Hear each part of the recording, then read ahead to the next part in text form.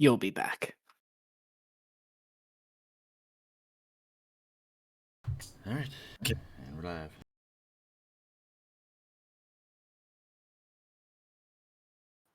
Well, we have at least one fan tonight. I know Jen's watching, so. Yay. True. Hi, Jen.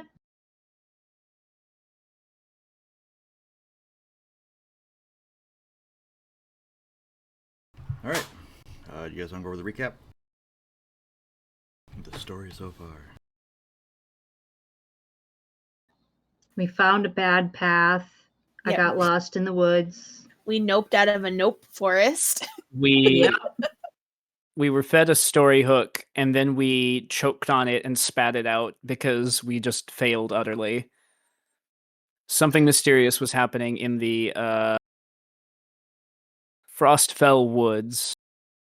Down a path that was going pretty much the opposite way that we were going. We got lost in the woods of Jorlak for a significant amount of time. Daniel went in searching. They were apparently like stuck under like a giant mound of snow that had just built a dome. And then we just turned right around and left. We're like, we're going to get lost if we continue on. Let's just go back the other way. Traveled on down to the village of Highwold. We learned that most likely those weird people we'd encountered, both the hit on the teleport room and then later the horse thief guy back in Hale, were part of a group of assassins. Some random cook in the back of the inn apparently knows about the Assassin Guild. The Unseen Angels. Yes.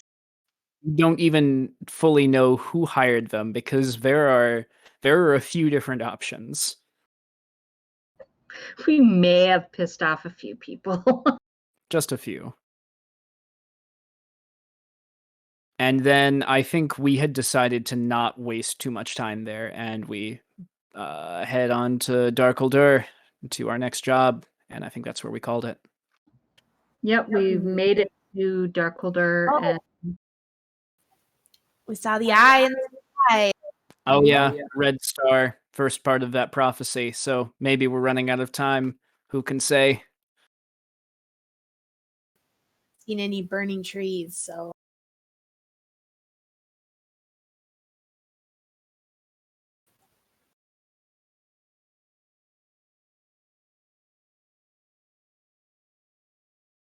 There was all the snow creatures that were made, too.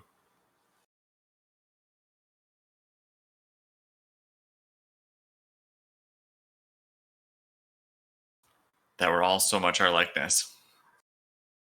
That's right. Oh yes, that's right. I almost forgot that everyone engaged in sculpture while on watch. yes, it was fun.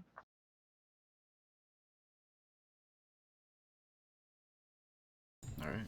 So, The ash tree with silver flowers. That's the other part of the prophecy.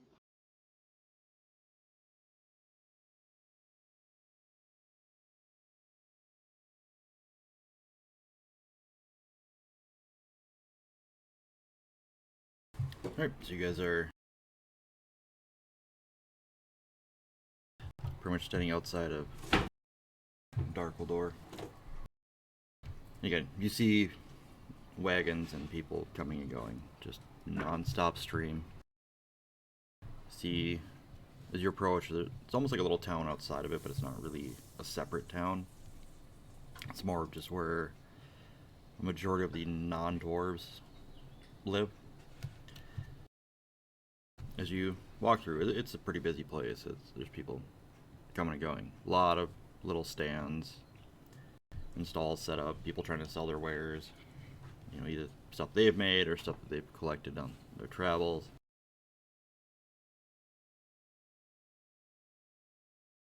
As you guys go through, nothing really seems out of the ordinary. I mean, pretty much it's like a normal bazaar. Just a lot of people trying to sell stuff, make a living. As you get closer to your destination, you see these huge, just vaulting doors made out of stone. And people going in, some coming out. As you guys enter, you're kind of taken aback by just the sheer size of this place. You're not that far in, but you can, when you look up, you don't really see a ceiling. It goes up, but then you lose it in the darkness. The pillars that are basically holding the mountain up are just immaculate architecture, and they are downright beautiful. Though most of the mountain is covered in snow, a lot of the stone is gray, but a lot of these pillars have gold, silver, kind of like veins going through it. Almost like marble without it being actually marble. And everything is precise. I mean, you look at some of the pillars, and as you kind of move to the side to look down them, they match up perfectly.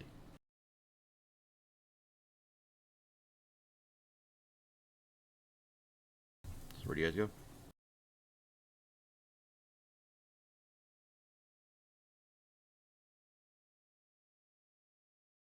Trying to remember if we had a contact for our mission or not. It was a friend of the one guy. Treve.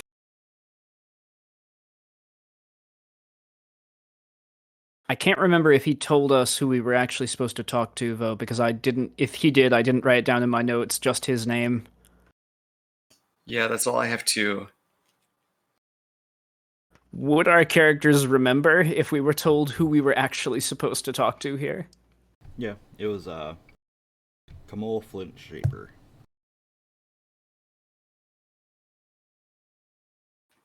One more time, if you would. Kamal Flint Shaper.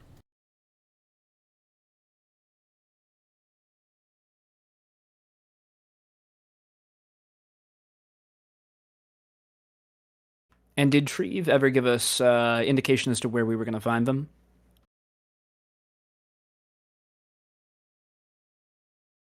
I don't remember. I don't think he did. He did tell you that. I believe he told you he was one of the kind of like the main foreman for the miners. We can ask around. Yeah.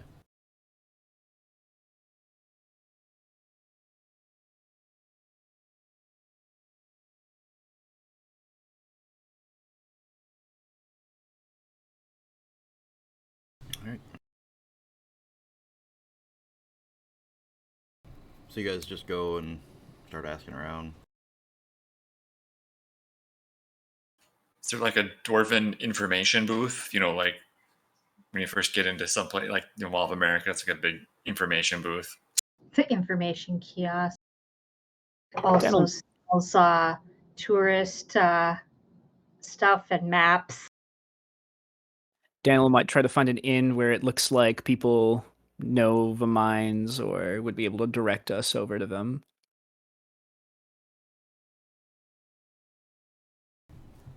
So, looking around, you guys do find it's almost like signs for a lot of the pathways. So you got one that says, smithies here, jewelers this way, just a bunch of different areas. You do see one that says mines, and it shows it straight ahead.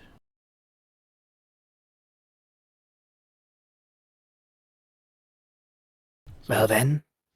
Oh no, go sorry. Oh, go ahead. Nah, it was just Daniel was just gonna say like, oh well then I suppose a good place to start as any.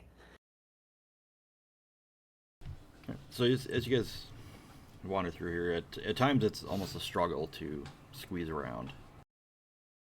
Just from the amount of people that are in here. And you got dwarves, you got humans, you have elves, you got some orcs, though they seem a little uncomfortable in here. You have Jorlak. Yeah, lot of people are looking really worried at him. Ah, And Well, something tells me how vast this place is that he's not really out of place. he is, but he isn't. There's not a whole lot of animals inside. I mean, you see the occasional, like, oxen, stuff like that, pulling a cart, but most of the animals are kept outside. You are noticing that Garnd is sticking really close to Jorlak, and he is getting a lot of dirty looks. well, Garnd can hop onto Jorlak's back. I actually kind of figured he would do that. And I know you said dirty looks, but it sounded like you said derpy looks. Yeah, so they're dirty looks. So as you guys go on, goes probably a good quarter mile in, and you come to almost like a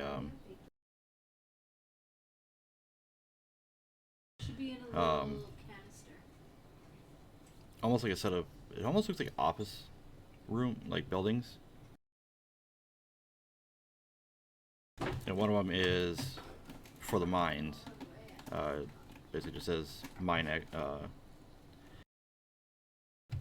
entrance, and it shows a sign pointing to the right.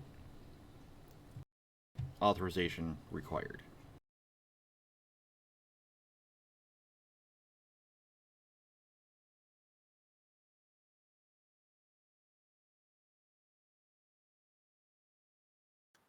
I suppose we should go over to the office, the front office looking place, and tell them that we're looking for Kamal.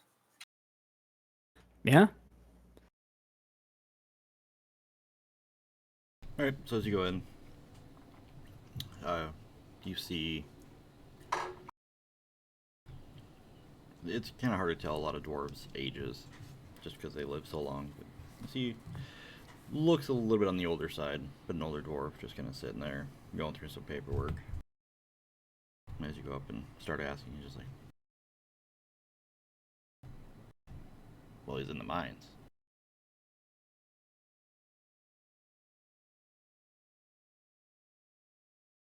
Should we go down into the mines to meet with him? Well, do you need to meet with him? Unless you can speak on his behalf. We were told there was potential work being offered for the Guild of the Grey Lion.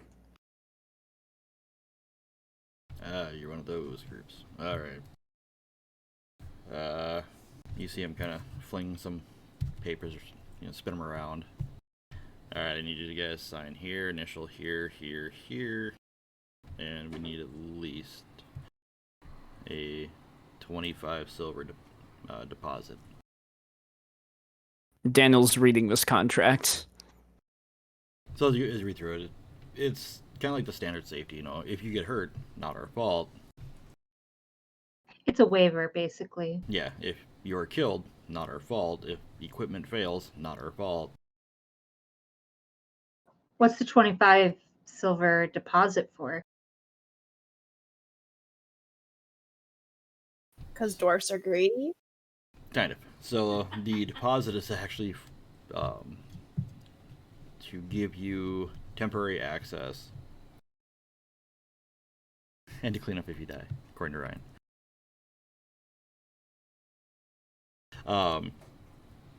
So give you, basically it buys you access into the mines, and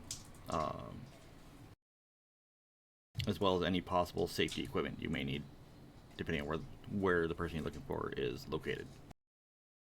So at some points you may have to climb down, so that would be the equipment for that.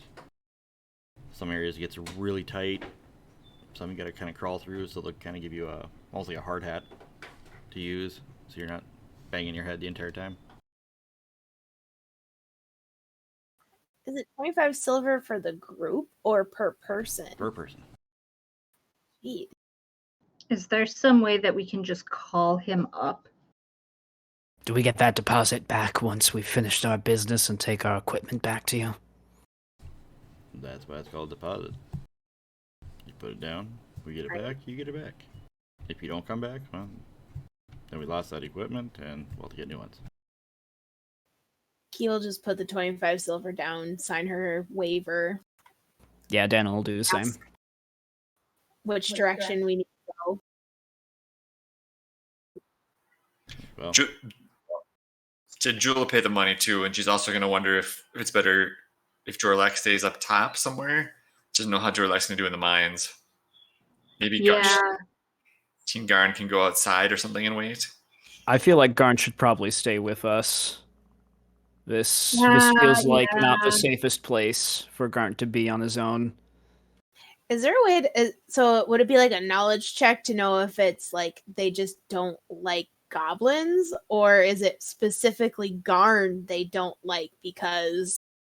Well, we came here to solve a dispute with goblins, so it might be connected to that. Okay. I was thinking it was just like a general goblin thing because of the whole goblin. Could also just be racism. That too. Yeah, okay. Sorry, I completely forgot that we were here for a goblin dispute. I knew it was a dispute, but I forgot what kind. All right, yeah. I'll pay. Ula will pay and sign as well. And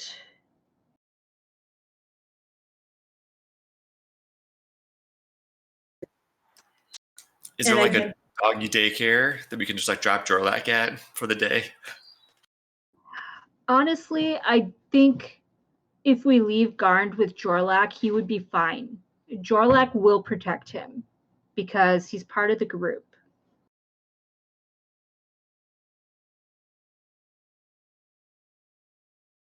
And I don't know if we want to anger. Maybe they can just hang out outside the office.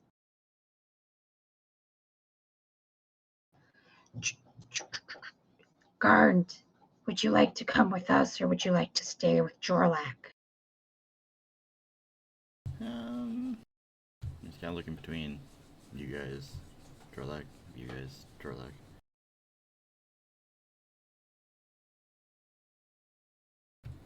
I'll stay with him. All right then. Jorlak leans down and like gives him a big old lick, like practically lifts him off his feet.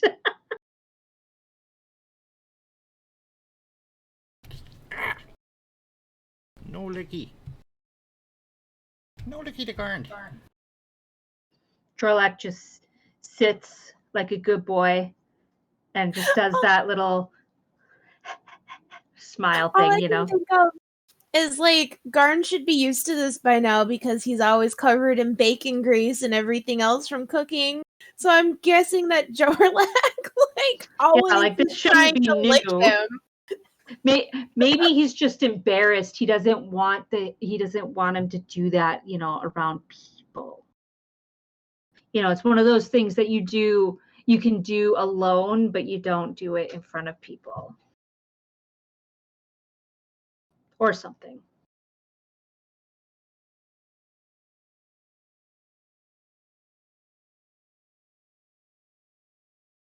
Okay. So, when you had asked, where do we go? The other's like, well, sign's right there. Go down that way. We'll come to a lift. Kind of slides this little chunk of, it's like a real thin card of metal. So here, give that to the attendant standing there. He'll know where to send you. So you guys take it. All right then. Head on down. You go down probably another, say about 300 yards or so. You see another dwarf just kind of kick back in his chair, you know, back up on two legs, just sleeping.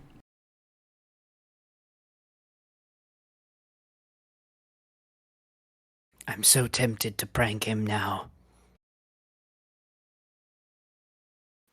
We want to foster goodwill. Oh yes, of course. This would not be a great way to start the negotiations. So Kilo will just go up and, shake his shoulder, try to gently get his attention. Excuse me. Excuse me. So you go up and shake him. You just what? Kilo will take the piece of paper and hand to him. Excuse me, sir. We're looking for, I can't remember the name. Kamal. Kamal? Excuse me, sir. We're looking for Kamal. Okay. He's down there. Just kind of like points down into a huge deep hole. Dwarves are so I'm saying this out of character. Dwarves are so unhelpful. Ula just kind of is like, she like looks up and she's trying really hard not to basically say that. Look, it's not that dwarves are unhelpful. It's that reception people here in this city are unhelpful. We've encountered bored office workers who do not True. want to help us.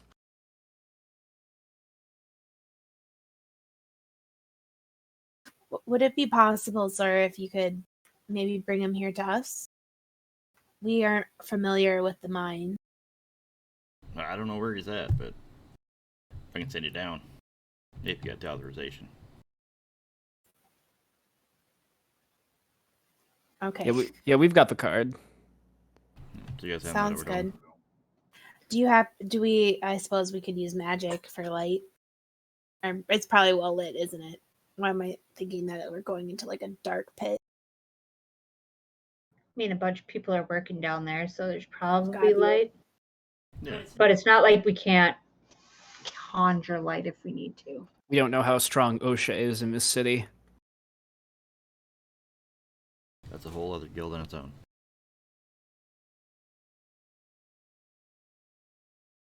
So as you guys head in the little sheet of metal over to him, he just kind of like leans over, pops open this little gate. Like, all right, get on.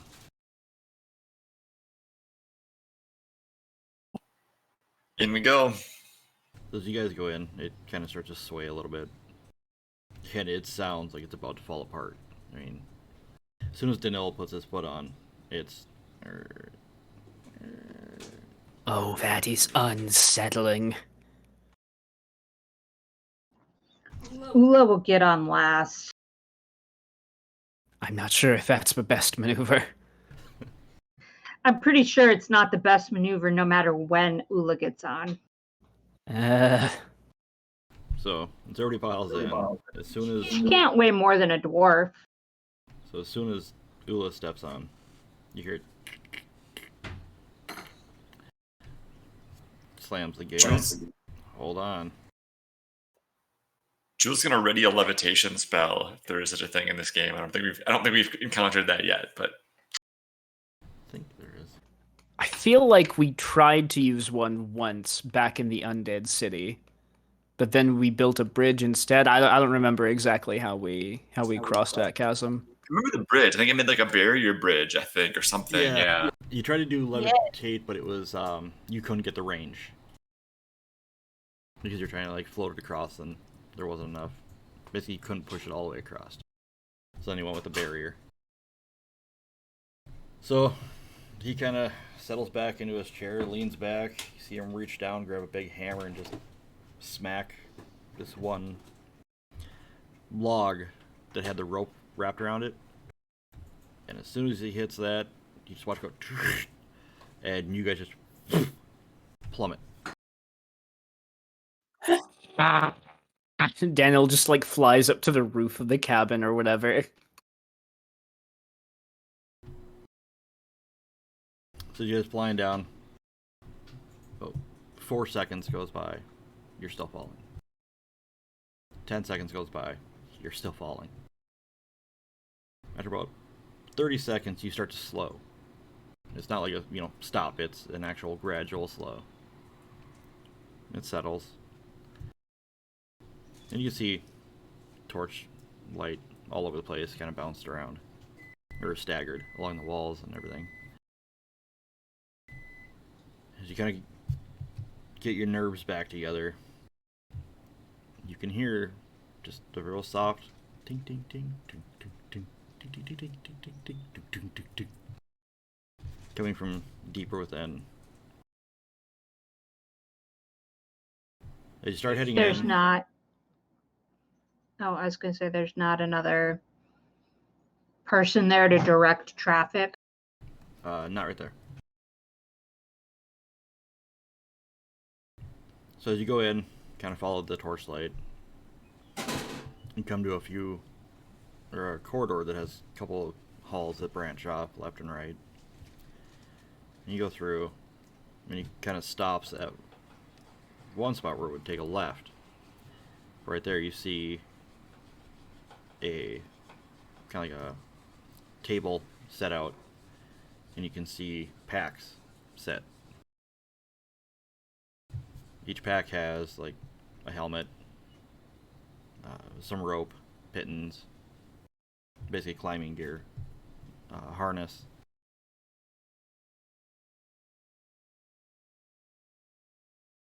Well, I guess we each take ours. Yep. Take no chances. Don't want it to be like another instance where we're trying to get away from the zombies. So as you go, grab that stuff, start heading down that tunnel, or that corridor. You see a female dwarf just gonna stand there. She's like, "Oh, hey, loves. What can I do for you? Okay, you guys got your gear. All right, so now what I need you guys to do is I need you to put that stuff on." Jewel's not overly amused, but she'll do it. She's like, "All right, this stuff is pretty simple." She kind of helps a couple of you, readjust a few. She's like, "You don't want that there. That'll hurt. You don't want these there because that's just gonna split you in half. This actually needs to be turned around this way. All right." She kind of like starts tugging on it. All right, you're good to go. How far down are you going? Same spiel. We're looking to find Kumal. Or Kumul. Oh, hold on. She kind of runs back, goes, kind of digs under the table and pulls out 2 even longer ropes. Comes back, hooks them up. She's like, "Oh, you're going for a deep dive." All right, so she kind of anchors it. She's like, "Now clap on here." You ever done this before? Sadly, no. Not this way. Well, okay, first timers got it. So, there should be already pittons there, but those are more because you might need them. Sometimes they come loose, who knows, we'll see. Well, things happen. So what you're gonna do is you're gonna kind of just stand on the edge. You're gonna turn around, you're gonna pick up the rope, you're gonna clip onto it, and you're gonna just lean back. And basically all you're gonna do is you're gonna just fall backwards, and you're just gonna kind of let go, grab, let go, grab, let go, grab, and that'll bring you down. I am so sorry that I ever suggested we go splunking in our lives. So if you really want, you can kick off and let go, and that'll kick you out, and you'll drop further and faster. That's the way to go, further and faster. All right then. This is fine. I simply won't look down. Daniel will No. start to lean, like, oh boy, I'm not feeling it. As Danelle's doing it, Key's just like, she does like a breath and she's like thinking in her brain, I've dealt with worse shit in my life. And just lets go and just further and faster. Alright, so as you guys, hook up, start leaning back, start dropping down. You see her head kind of pop over and go, "Remember, it's not the fall that kills you, it's the stop at the end." Oh.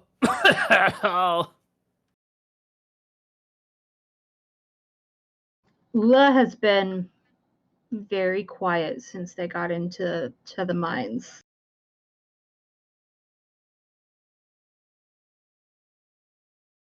Why did we come here again? Does Ula have a fear of heights? She has a fear of falling down a gigantic mine shaft and dying, you know, as most people do. Key just has faith that it's going to work out because we're here for a reason. And we were diverted from here for a reason. So she's just going to let, what's her goddess's name again? Fiona? Fiona take the wheel. Yeah, Ula, she grew up kind of in the city, but she wasn't a real big fan of, she's kind of like those other orcs we saw, a little uncomfortable, little claustrophobic. Daniel is simply, at this point, he's just wondering, how deep have we gone already?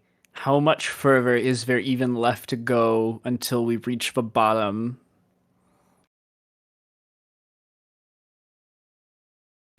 Alright, so as you guys are dropping down, let's see, Daniel went first. Who else went down at the same time? Because she set up 2 ropes so as you guys can go down side by side. And Key was the next one down. So probably Janil and Key. And then Jewel and Ula will go second.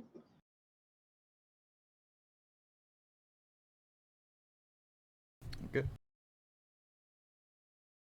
So as you guys are kind of rappelling down, it's been about 5 minutes. And you can still, when you look down, you just see dark.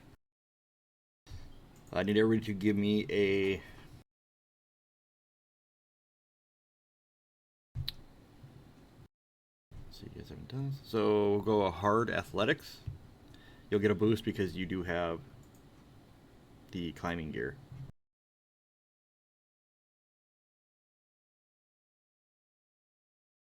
I'm just gonna flip a pip. I'm just gonna throw that out there.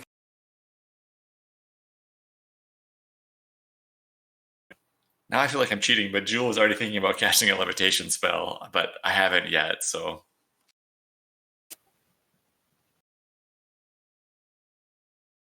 Yes!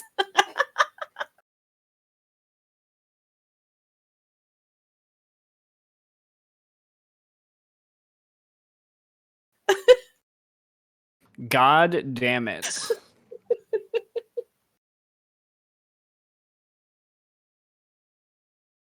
Wait, didn't you flip a pip? Oh, that only gave you a yellow? Yeah, that's why I have a yellow instead of a single green in my athletics. Poor Danil. Alright, so... as you guys are going down, Key is actually just having a blast. I mean, she's pushing off, letting go, just sliding down, grabbing on, coming back to the cliff, kicking off, letting go, just yeah, like every time. After a bit, Daniel kind of stumbles, slips down a little bit, and just kind of locks onto the rope and just locks up. No, please stop moving again. Oh, no.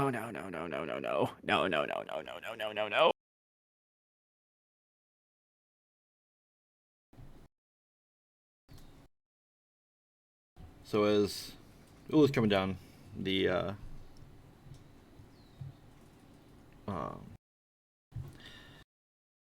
thread take a strain, because as Key is leaping out, it's kind of throwing the rope out too. And at one point when you kind of swings back, you kind of rack your knuckles against the the mountain or the cliff. You just hear after you go out, you just hear from below you, sorry. Sorry. And as Jules going down, I mean, she's just coming down.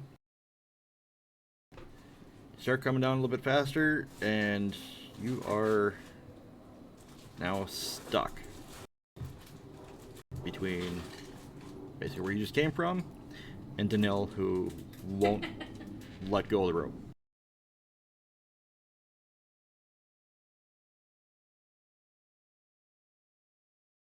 I am so sorry for this.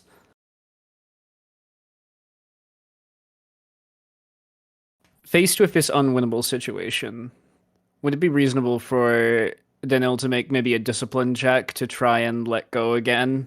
Yeah.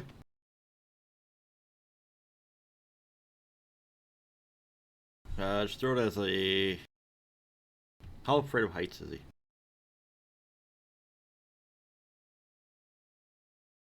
We'll just go average then.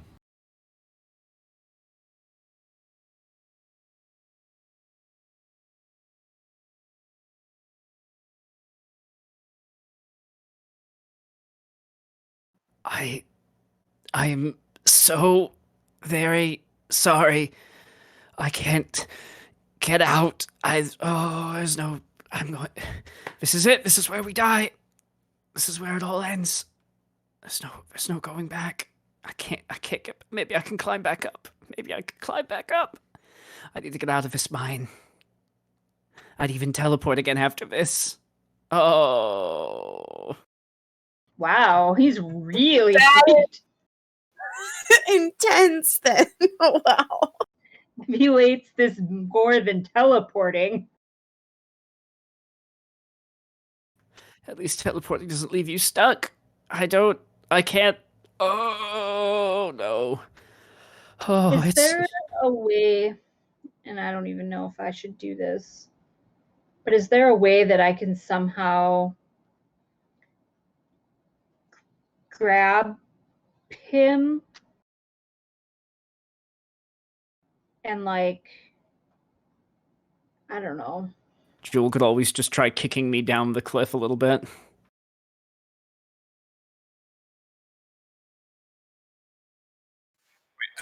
I think Energy feeling. I lost when I found out who's above, like who's on the same. You're on the same rope as me. You're stuck. You can't go down any further because I'm in your way and I'm frozen. Okay, I will now cast Levitate on Daniil. Maybe on both of us at this point. Yeah, I'm gonna go for both of us because if he's having problems with the rope, might be something wrong with the rope, and maybe I'll have a problem at the same point or whatever.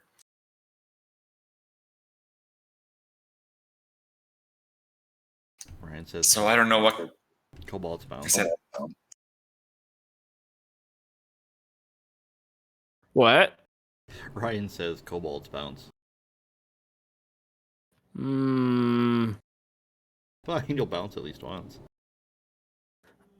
Daniel is still in full panic though, just gripping the rope, just muttering, just eyes screwed shut, not looking down, not looking up, just clinging to the cliff face for dear life.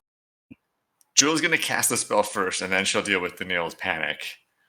She wants to get him into a safe place before she tells him he's in a safe place, I guess. So I don't know what kind of difficulty for two people. I guess this falls under augment. No, I don't think it would go under augment. Let me check something.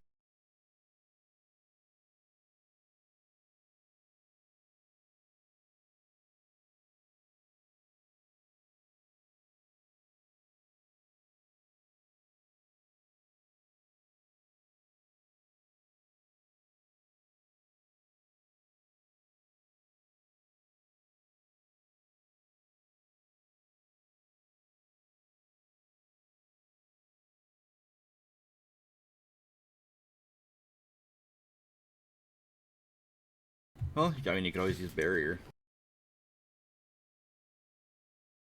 Utility? see.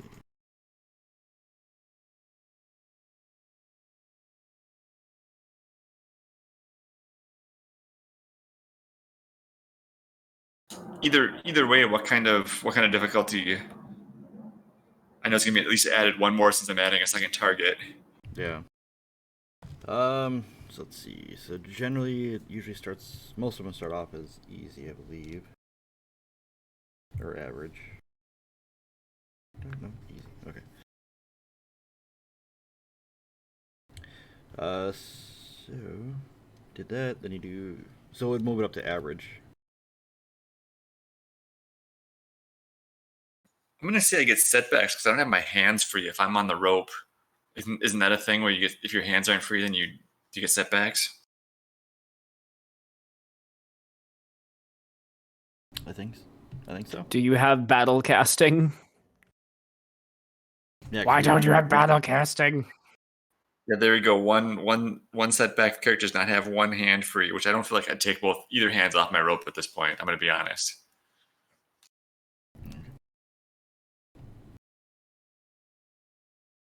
So yeah, do 2 setback. Since you're clamped on. Or you can always let go and cast.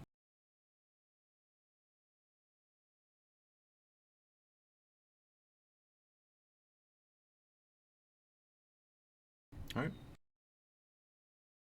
So yeah, you kinda throw the spell out there. You feel the arcane energy kinda start to almost swirl around your feet.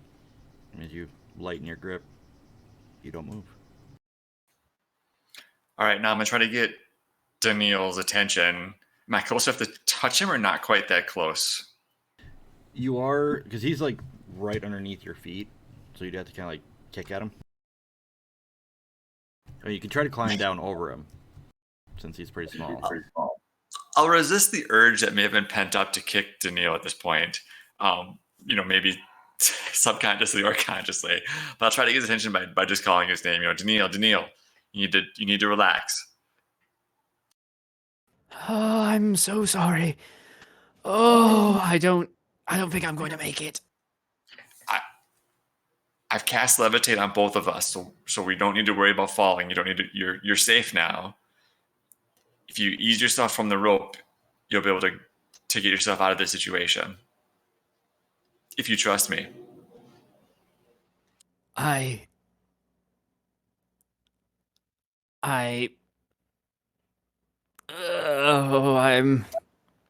never doing this again. And Daniel will slowly peel a hand off.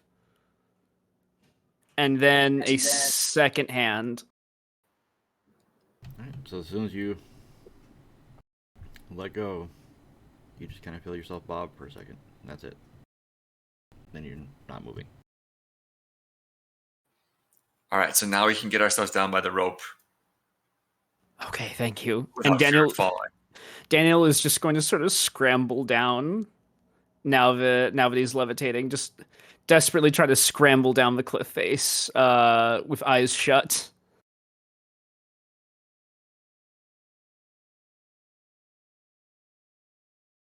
Alright.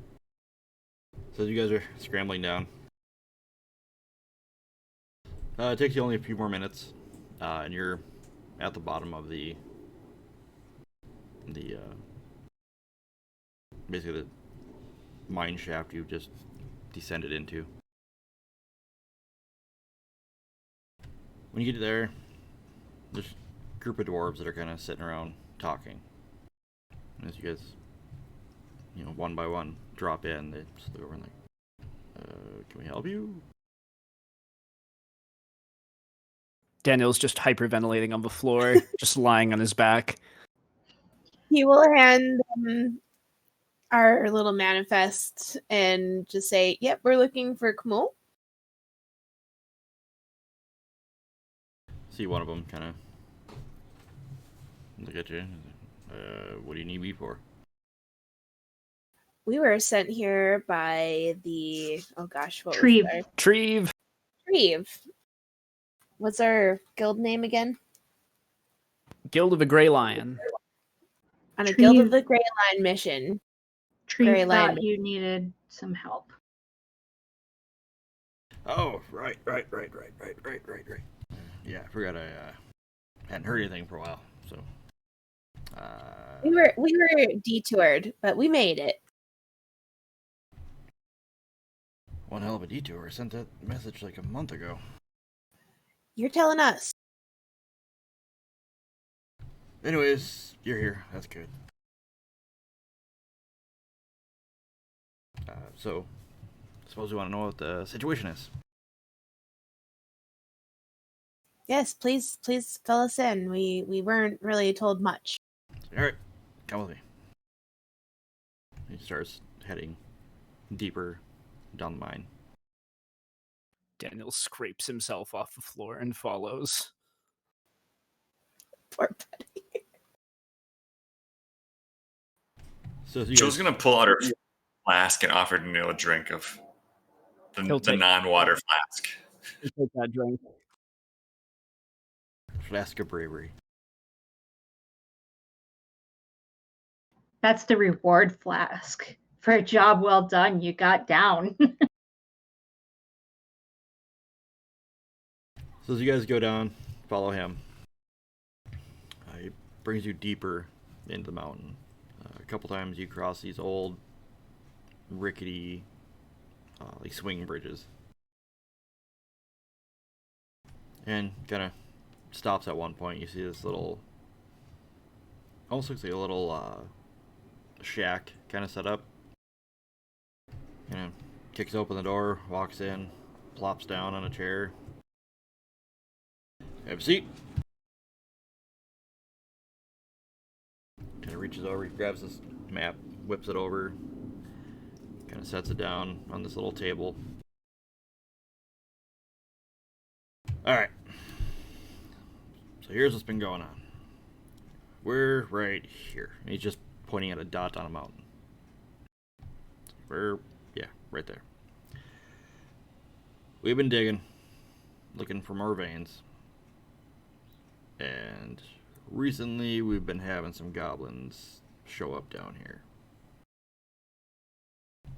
Well, we've been able to dispatch quite a few of them, it's fine. But more keep coming every day.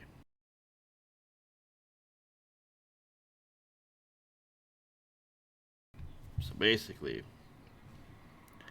we had received a message through one that this is their territory and they want us out.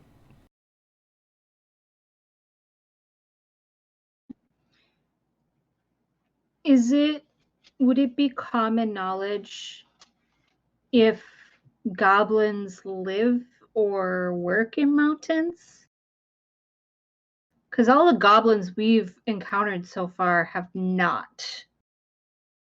Right. They've been, in forests or villages. Yep. So there are a lot of different goblins out there. The majority of the ones that always comes into contact ones are the ones that live in small little tribal villages, or kind of make their more nomadic lifestyle. They'll go from wherever there's going to be food or easy prey. Less common knowledge is there are goblins that tend to take over a region, and then usually there's always one that appoints themselves king of that region. Well, king or queen.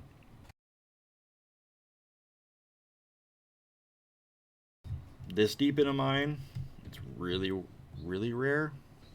Usually it's more like a couple of caves. So to find them this deep, it would be they've either been here for a long time or they found something here and they've taken it over. Okay, so Jules gonna ask, knowing that, I guess Jules gonna ask if Kamal knows why the goblins are so intent on this area, or if he has any theories on that. You got me. Well, that seems like... Good.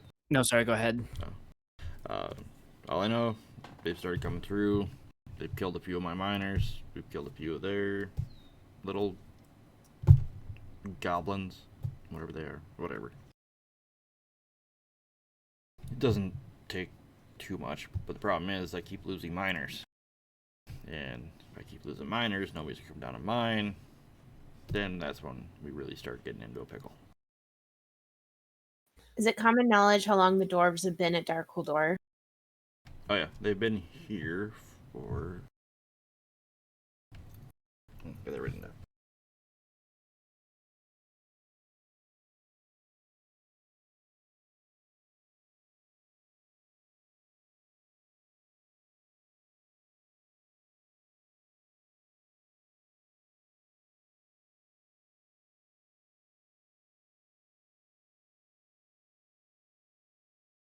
But 478 years.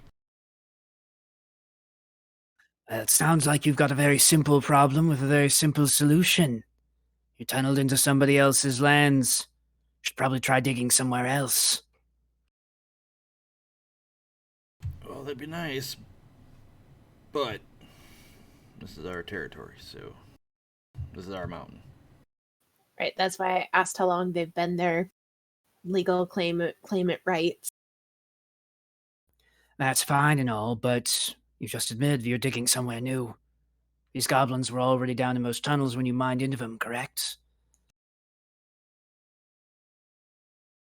I suppose so. But again, Yeah, they're here first. Were they? That's why we're here. That's why I brought you guys here, is to figure out what...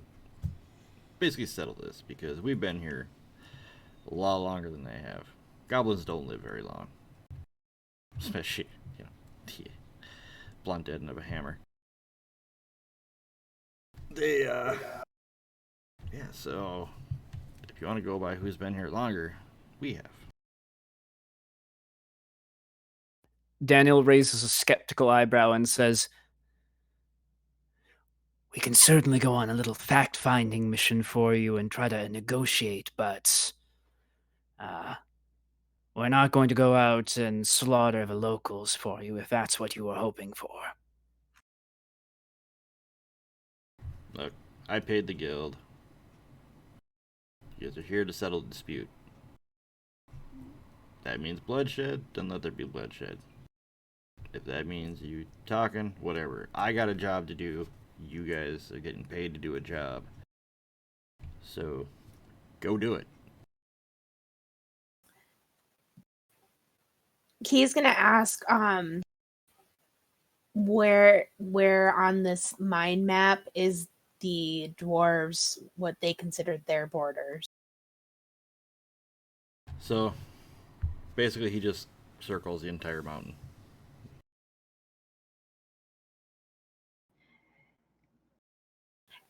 Okay. So but in the mine map though. Oh, the actual mind map? Yeah, he's like, yeah, all of it. These mines are ours. So none of these mines go outside of the borders of the mountain. They don't go into other mountains. They just are under this specific mountain. Yeah. I mean, we got some that go to the outside because obviously we need air, but... Right, but I'm just saying there are mountains, neighboring mountains, right? Yeah, none of my mines touch those. Okay. Is it possible that we can take a copy of this mind map with us? Sure. When he showed us the map of where we were on the map, where was that in was it closer to an edge or was it in the middle? It's about halfway between the middle and the edge. So it's well within what the dwarves considered their territory. Yes. And you can see when you're looking at it, there's dotted lines on it where you can kind of see where the mine or the shafts that they're digging are going. And you can see that they kind of reach one spot and then turn and kind of go around. But nothing breaks that border. Right. So now in Key's mind, she's thinking, okay, now we need to go talk to the goblins. Establish how long they've been here. Well, yeah, that's maps what we're to- thinking too. Yeah. But I guess the question is, so Ula is going to ask, where, and she kind of points to the map, where are you running into these goblins? Well, we've been running into them basically where you see this line right here. Stop.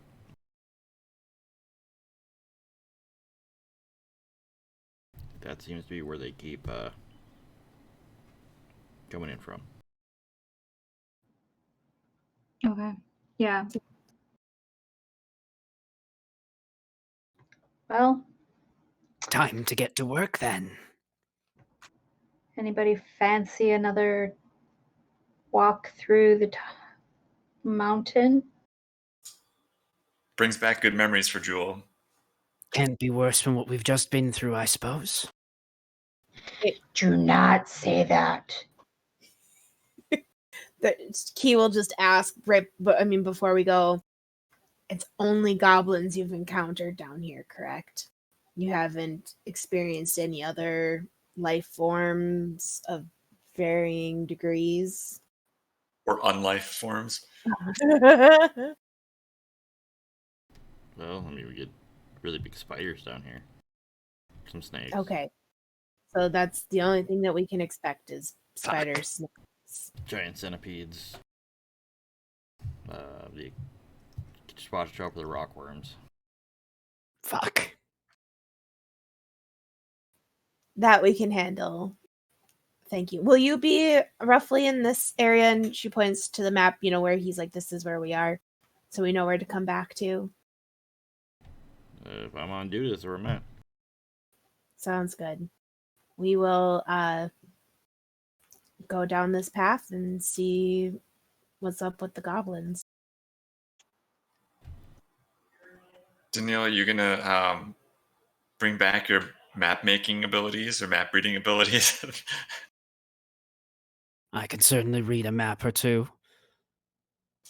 Because I think we're gonna need it, especially underground. It gets confusing fast. I don't know. Something tells me with the dwarves, they've got a pretty good idea on how to map out mines in the underground, so they don't get themselves lost. So Themselves that's why. lost. But what No. about us? I feel like their If the map has is a proper probably key, pretty. we'll be fine. That's why I asked for a copy. All right. Down the path to the goblins we go. All right. And once we're out of earshot of the dwarves, Daniel will stop, like, clenching a fist and just say, All right, so we all agree that the dwarves are pretty clearly in the wrong here, right?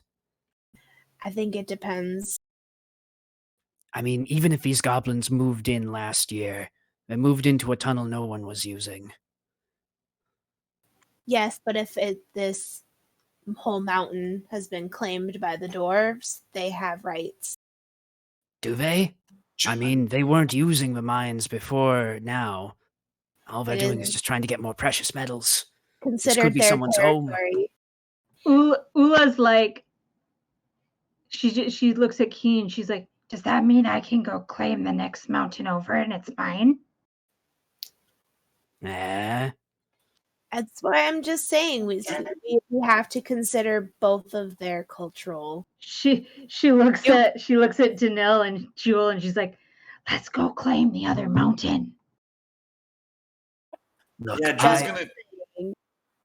The Jewel's gonna- dwarves feel like theirs. Jules going to talk about things that sometimes lay dormant, but doesn't mean that they're not being used or not being used at the time. Doesn't mean that a squatter can come and necessarily take them. Squatters' rights. So Jules highly uncertain as to what is right and wrong here.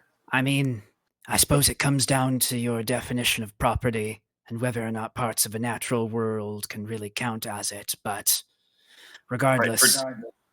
For a dwarf, their cavern is their home. Like their tunnels are their home. Whether we see it that way as part of the natural world might be different. Right. The looking at this, Danelle, this is just a border dispute, and we're helping them draw the lines. Well, my hope is that we do manage to settle the dispute. But mostly, I wanted to say, like, we're going to make sure not to kill the goblins when we encounter them, because they may be hostile. We just want to make it very clear to them that we're only here to talk. Absolutely. We can't have accepted Garn's cooking for all that time without understanding that goblins are beings too. All right, then let's do this. Just so Danil knows, Ula does kind of lean more towards Danil's thinking that, that she kind of feels like the dwarves might be in the wrong. But yeah, we got to go talk it out, find out what's going on. Key's mindset is everyone's assholes here. So find common ground. That's what she's looking at.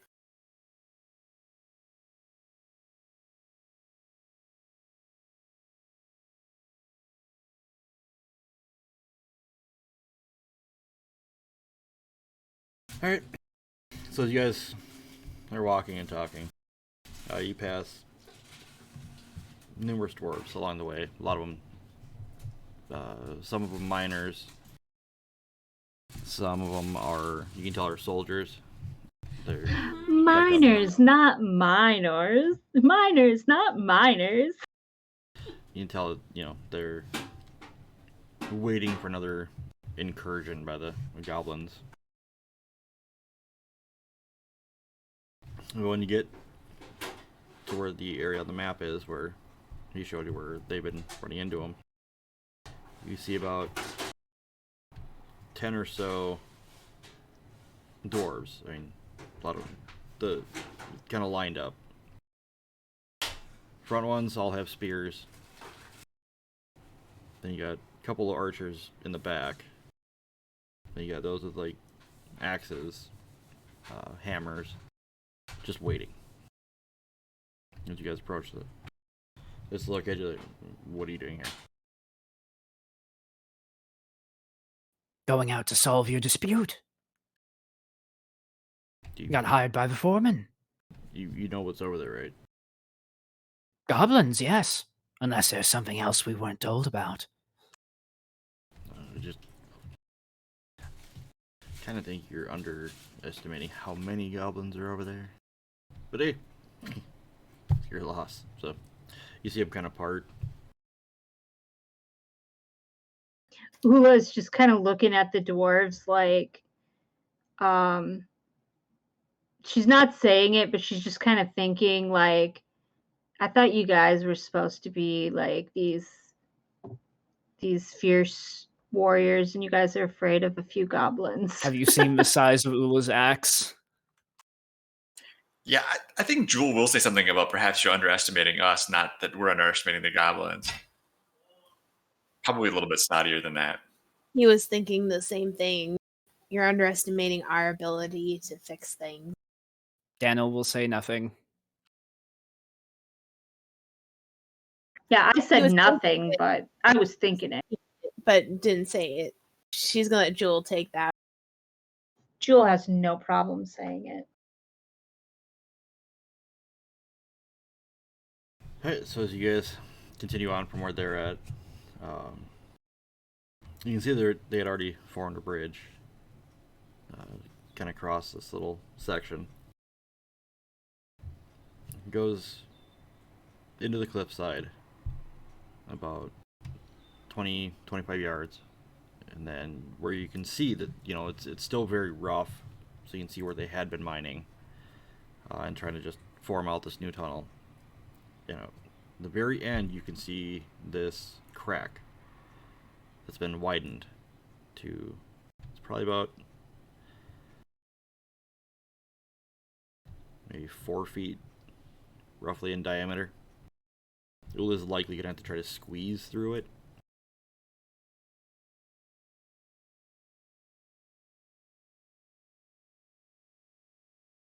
but there's nobody around that area. Well, into the depths we go, I guess. And Daniel Ula, will try to wait, squeeze through. Ula reaches out and grabs him by the shoulder before he tries to go in. And she's just like, do you think maybe we should try to call out to them or something first? They might attack us if we just show up. I mean, it's impolite to just, considering how they are reacting to the dwarves, it would be impolite to just enter without knocking. Suppose it can't hurt. And so Daniel will try to call out a hello. Okay, so as you call out, you can hear it just hello, hello, hello. Just disappears. We're not here to fight. Again, it just kind of echoes off. We would just like to talk. Well, now they know we're coming. So, Hold on. Might take a minute for a reply. Daniel's like, let's go. I feel like Ula's got to pick him up by the back of his shirt, just like hold him.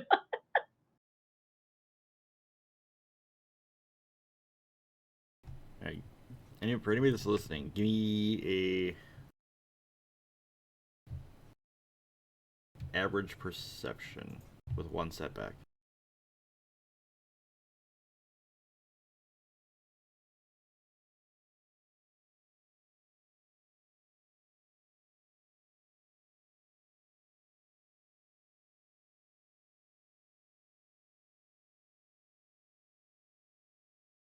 No success. How did we both get that? Triumphs? How? I don't know. Maybe you hear like Morse code knocking on the side of the walls. Well, I'm using my one advantage to heal my one strain. Can I hang on to my triumph to like maybe help us out a bit when we do encounter the goblins? Like Since it recognizing can't help me with actually succeeding this check. I suppose. Generally, they're for this moment. Usually don't carry down, but Well, I guess that'll depend then on what the immediate consequences are. Well, Did they recognize his voice? so right now, Jules the only one that hears. You can hear what sounds like running. Just like small booted feet running. And some that probably aren't wearing, because you can hear almost sounds like nails kind of hitting stone. And it is a lot. We're not talking 5, 10. We're talking upwards of 100, maybe more. This is unusual because usually Jewel just hears the voices in her head alone and other people don't. That's true. But to actually hear sounds outside of her head, this might be a first. And when nobody else hears it, maybe you think it's still in your head. That's a good point. But Jules gonna say she hears the onrush of still talking or something. She's like, I believe that they're coming. I have an idea for my triumph, though. Okay. What if we say that Daniel has picked up a little bit of goblin, just like from Garnt. Garnt's taught Daniel a little bit over the last few weeks. Yeah. Maybe not enough to be fluent, but enough to convey some stuff. You can ask where the bathroom is. He knows how to curse. And of course, all the swear words. I know how to apologize for my friend stealing something. The most valuable phrase to have with Garnt. I don't even know what to do with my triumph. Maybe it's when they see you, they stop. They don't actually bum rush us. I am intimidating enough that they're not going to just come out swinging. They're really impressed by how shredded you are. And her awesome hat. And yeah. my awesome hat. They share. She shares that affinity for skulls with the goblins. Yes, my hat impresses them. Oh my gosh, Amy, you'd be like, you look like a god to them.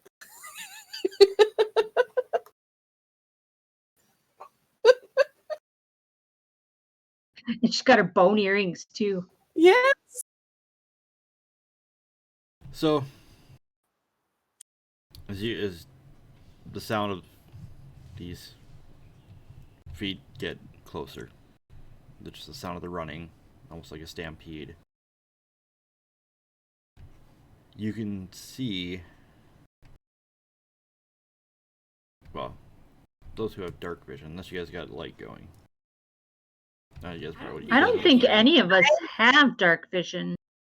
I can have my staff. Yeah, my we probably staff have. Yeah, pretty good. Free for me to have light. So Yeah. yes. No giant suns right now. From the hole in the wall, you see just a ton of goblins start basically pouring through it and surrounding you. And you see some of them actually climbing up. Like, as soon as they come out, they climb up, climb on the ceiling. They just kind of surround you. Look around. See, there's only the four of you. See a little bit larger one kind of come wandering out of the hole. Kind of start shoving some of the smaller ones out of the way. What? We're just here to talk. And Daniel's going to slowly, like, take his sword off and put it down on the ground. Raise up his hands. Is he wearing bones too?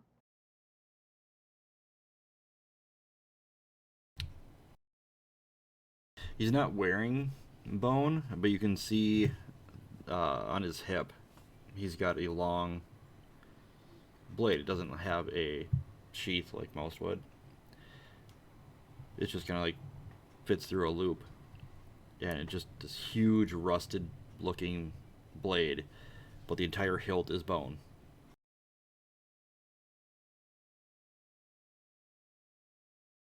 Like what you talk about. We want to talk to you about the trouble the dwarves have been giving you.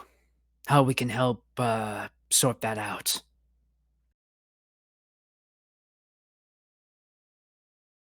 Or looks at you. Looks over at Ula. Looks up. You come. And he just turns, kind of heads back to the hole. Ula will follow him. She will do her best to not get stuck. It takes a Did little he bit. just say Ula, or did he like indicate you as like the group? Like you as the group. But he's mainly looking at Ula. He likes my Ula's hat. obviously the leader, of course. Well, I've got the hat. She's the biggest. And I got the hat. Damn right, she's a god. So you guys go walking through. It's weird because a lot of this, you just went from, really nice carvings over the fresh carving to very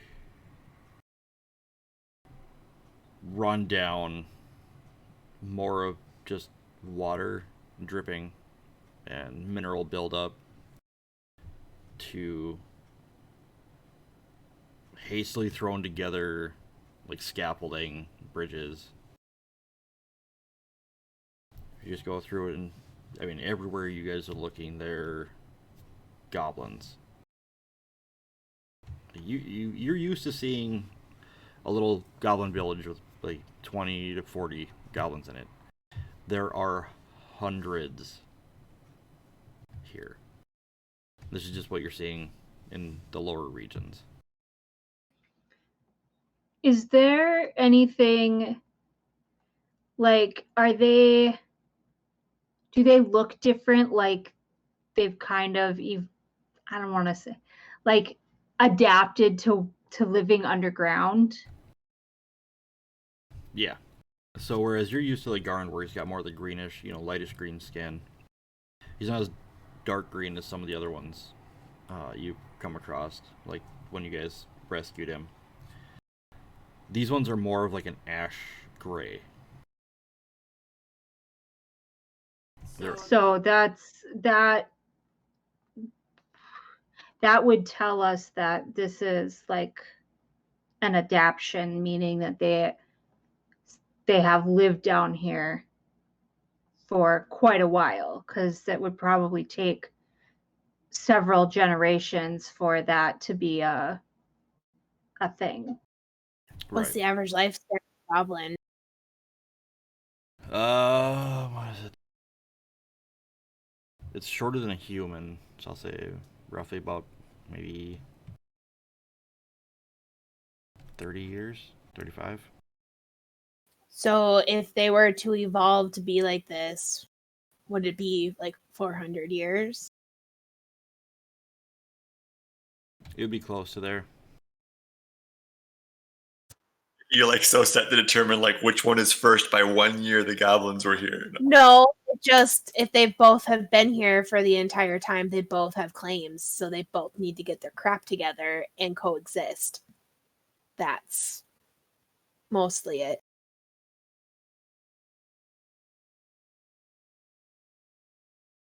So, as you guys are walking through, right, you're seeing just hastily built, even like little huts and stuff that you can see some of them kind of peeking out from, trying to figure out where this bigger goblin is bringing these strange people and the giant orc that's with them. You guys are walking for at least a half hour, just going through all these different tunnels. Danilo, give me a dungeoneering roll. Like knowledge dungeoneering if you have it. Or actually no, give me knowledge geography. I'll say it'll be average.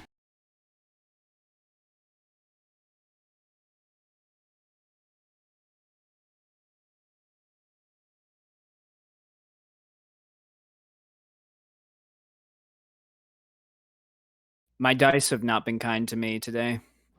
They weren't last time either, so I think the dice hate us. Just a cold spell for us. I think they're just mad you're moving. What's the excuse for me? Well, I mean, you haven't sacrificed enough yet. All dice hate me. And there's that. So as you guys are going through, do you know there's something about these tunnels, but you cannot place it whatsoever. But there's you got this little itch in the back of your mind, but it's just not triggering anything. Do they resemble the tunnels that we saw with that buried Dragon Rider city from early on?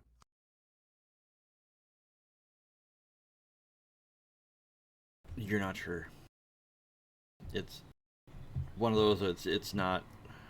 The more you try to think on these things, you're going through everything you know, all the regions, ancient empires and civilizations, and you know there's something there, but you can't figure out what it is.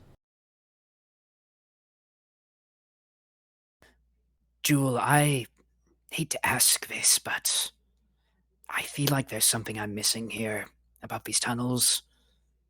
I don't know, the architecture, the layout. I'm forgetting something important.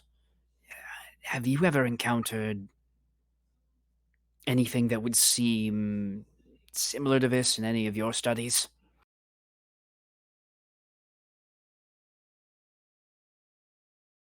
What do we roll here for this? Knowledge. Geography. Or engineering if you have it.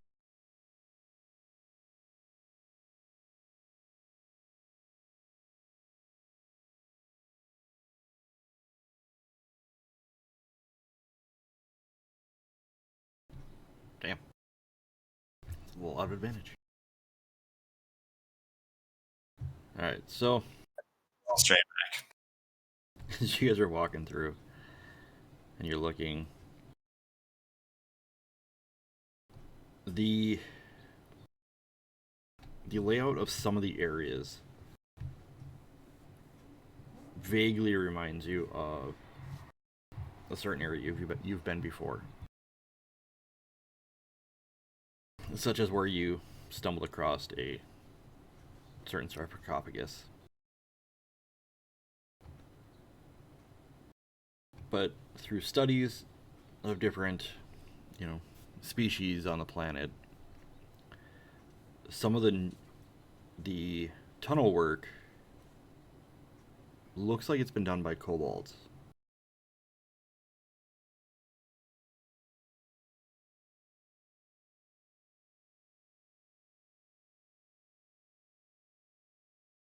Everyone say hi to Mackie.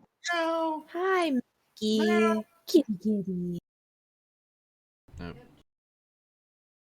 And he froze her camera. We just get to stay with Mackie forever now. Yep.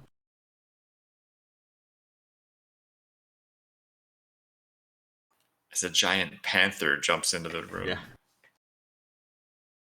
The cave panther. Ooh.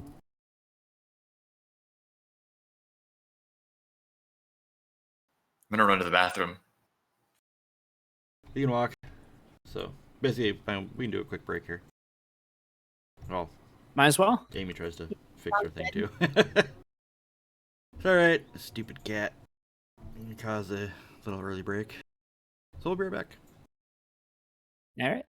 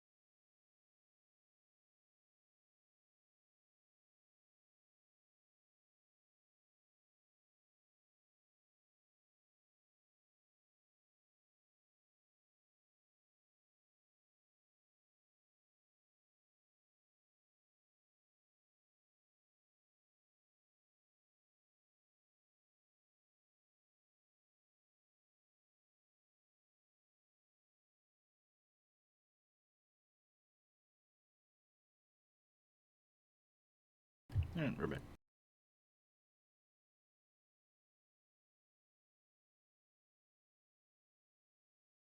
Alright, so continuing on, the larger goblin you guys have been following brings you to a large cavern. In here, you can see at one point it probably had been carved out, looking like a structure that had been carved into the rock, or one that had also been, or that could have been placed here, but it's been decayed a little bit through age, just by moisture, more mineral deposits. But in here you can see a lot of goblins kind of hovering around, and you see a very large goblin. You're looking at him, and looking at the size of the normal goblins and the one that you guys have been following, he dwarfs them. And he even dwarfs Ula. And he's just sitting up on, looks like almost like a stone throne. Goblins are coming and going, bringing him food, bringing him, drink, everything he wants. They're just in and out, handing it off to him.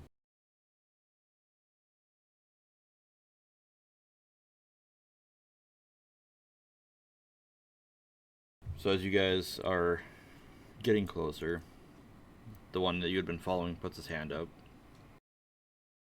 You guys stop, and he walks up, whispers to the one that's on the throne there. See him kind of look over at him, look down at you guys.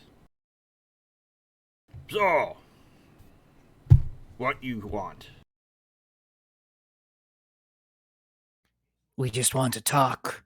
We understand that you've been having conflict with the dwarves up above. They've been moving into your tunnels. We want to hear your side of the story, see what we can do to help. Dwarves? They keep digging into our tunnels. These are my lands.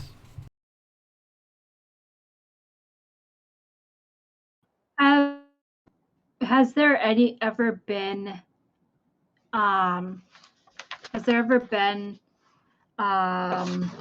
stories, rumors, something of a goblin that would be this large?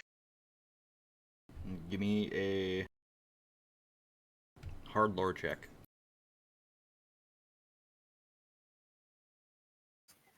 I will. I'll boost you on that, or I can roll too. I think I'm going to roll as well.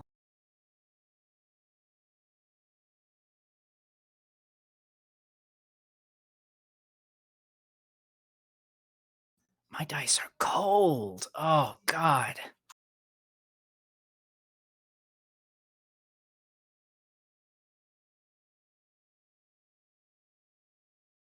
So something does come to mind.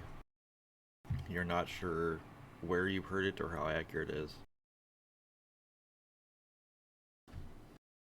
But there are tales of goblin kings being a lot larger than general goblins. And do they live longer? Or do they still have that same lifespan? The kings tend to have a little bit longer lifespan. Nobody's really sure why.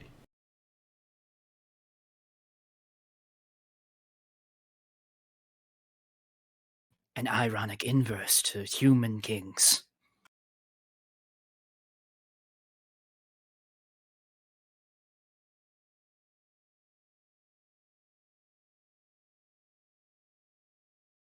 But he looks down at you guys. So in Oh, good. all of our time with Garn, would we have learned any kind of like goblin etiquette? Like if I were to like do some kind of like bowing or, just like, your grace. We're just Almost here sounds- to, trying to get him to like open up more about stuff. Flattery, I guess. Goblin flattery. Goblin etiquette almost sounds oxymorish. Like, I know. I feel like if I don't Gart wanna- does know etiquette, it does. He knows etiquette for like a place far, far from here. That's true. I guess. So with Garn, you never really. He never really talks about like the hierarchy of goblins so much. Not all of them know like any etiquette with them, because for the most part, most of them don't deal with the kings or the queens. Okay. You do know that from way back that he did mention before that there was a goblin that was trying to take over territory, which was why his village was attacked. And there was one that was trying to become queen of the region. So, like, we kind of know that goblins take what they want, right? Might This is... Might is right. Yeah. So, I'll say, oh, you're mighty Goblin King. May we please know your name so we can respectfully discuss with you further. Oh my God, is the Goblin King Goblin David Henry. Bowie? No. You remind me of a girl. girl, The girl with the power. power. Power of voodoo. Voodoo? You do. Do what? Remind me of the babe. I don't know why at that moment, but at that moment, it was like Goblin King, and then it just was like, wait a minute. They deserve XP just for that, just saying. So, as you ask that, you see him kind of sit up a little straighter. But his face has that of like he's taken offense to it. It's like, me? I am Edvic, king of all goblins. How have you not heard of me? These are my lands. Ula, like, kind of like, she lets him finish speaking, and she just is like, I am sorry, Your Majesty. We are not from these lands here. We are from farther away.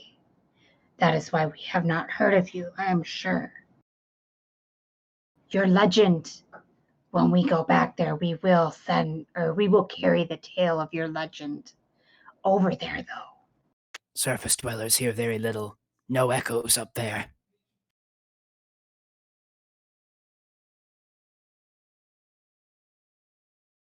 He kind of leans forward. I don't trust you. You say you've never heard of me, that you're from far away, and yet here you are, trying to talk to me about the dwarves? Them invading my land? How do I know you're not working for them, trying to take my lands? We've come here in good faith. I surrendered my weapon. We're not here to harm you or to trick you. Simply to hear your grievances and see if we can end the fighting. My grievances? My grievances? He kind of slams his fist down on the arm of the throne, and you see actually a chunk break off. They take my land. They claim it theirs. They kill my people. They want war. I give him war. And with that, Tell you us. hear just a bunch of the goblins start cheering.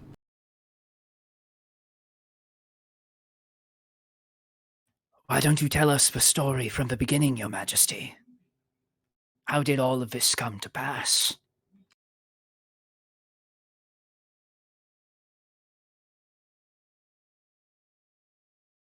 Do you mean how I become king? We would love to hear the Sure, I glorious do. tale. I took it.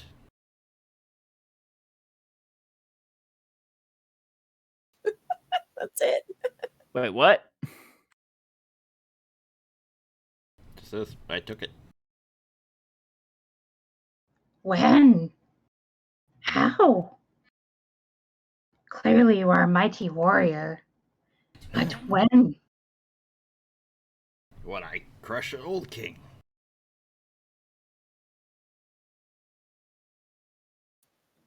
Goblins have no sense of time and space. They are underground. At least these ones. We've been here a long time.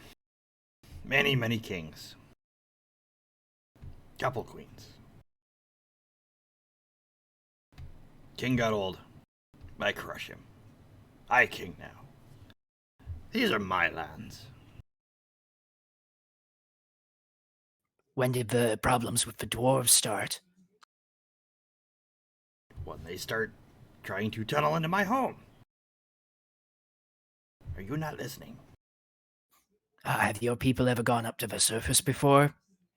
Ever had any contact with them before this? We go when we need.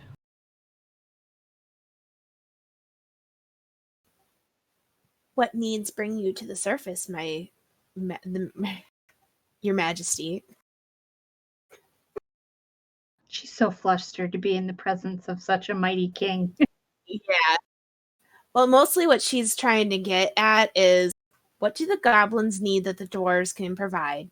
What do the dwarves need that the goblins can provide? And how can they coexist? That's what she's trying to flesh out. We go up when we need. Land?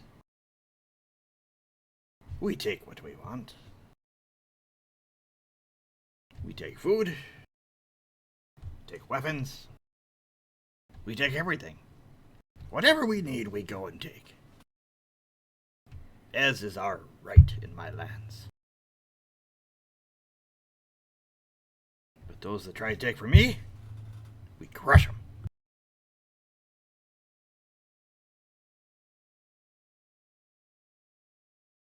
All right. In that case, what would you need from the dwarves to end the fighting? To stop your warriors going to get theirs? Stop theirs from coming to get yours?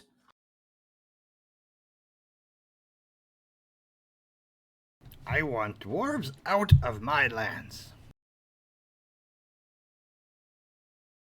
Only that?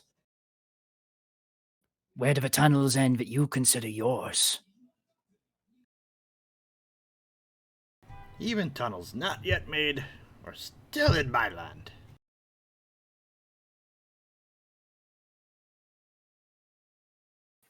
So they both claim ownership of the same piece of land, essentially. Can one of your people show us the place where the dwarves first broke through and you all started encountering each other?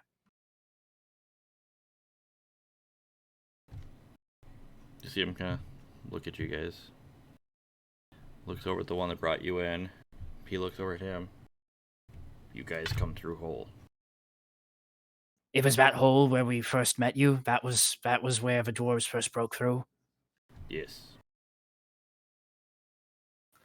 Okay. So if we can get the dwarves to stop tunneling into that hole and around your region here, would you leave them in peace?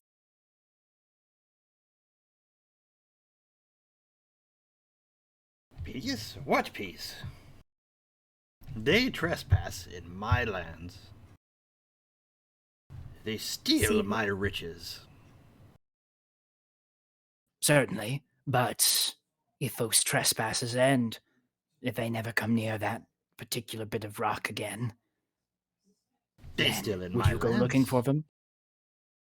They owe tribute to stay in my lands. We can work with tribute. What would be an acceptable form of tribute?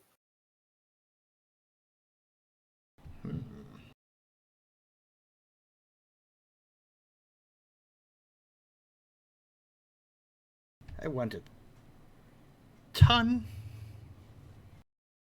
of silver every cycle. So we know what Every cycle? Yes. How do you measure a cycle down around these parts?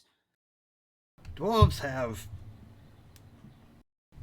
large gatherings and parties. One big one. Don't know what it is. I know we have goblins that watch them. So every time they have their big party, we want a ton of silver.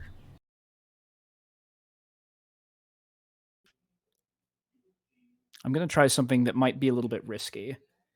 We'll see how it goes. Dun, dun, dun. Does Daniel, it require rolling? I probably a deception check. But surely my luck is about to turn around, right? Sure, Try it is. Bill. Definitely. I put ranks into charm and negotiation, so hopefully we can smooth over anything that might go bad. Look, I've got no ranks in deception, but I can always flip a pip. Daniel is going to say, I've heard tell there was a goblin king far to the south of here. Down, he lived in an old dragon's hold, near the human lands in the south by the big desert. I fear I don't know what he called his hold, but it is said that he had a unique way to prove how mighty he was among all others around him, both the other goblins and then the surface dwellers too. They say whenever anyone tried to give him a gift, he'd give a gift at least as good as that one to prove that he had so much stuff that it was he who was the biggest and richest.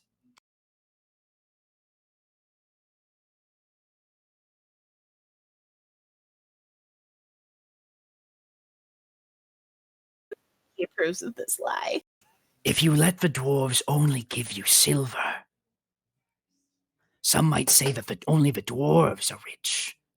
But you, mighty king, already own the riches of the mountain that the dwarves are trying to get. You must show that to all, so they won't dare come back here again. Or allow them to mine it so they can give you a cut.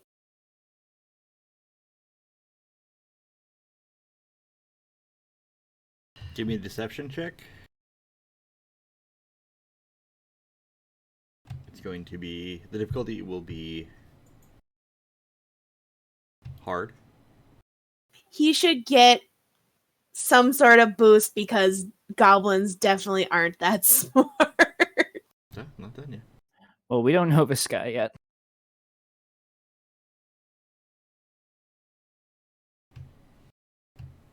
The hard difficulty will be 2 red, 1 purple. You will get a boost. Not because he's not smart, but more of Flattery will get you everywhere. sort of. Or he doesn't know what the people on the surface are like. There's that. My argument makes sense.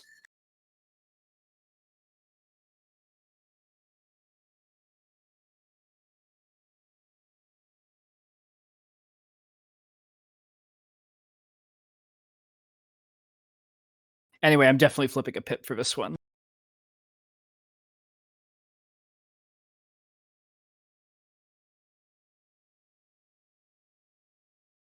So surely this will work.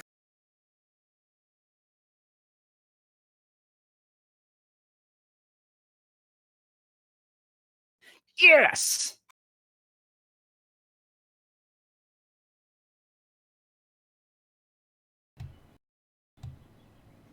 So, after you go through, he kind of sits back.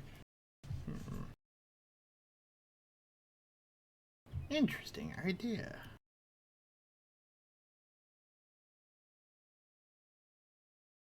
I'm not a big fan of me giving out riches, but there may be something to it.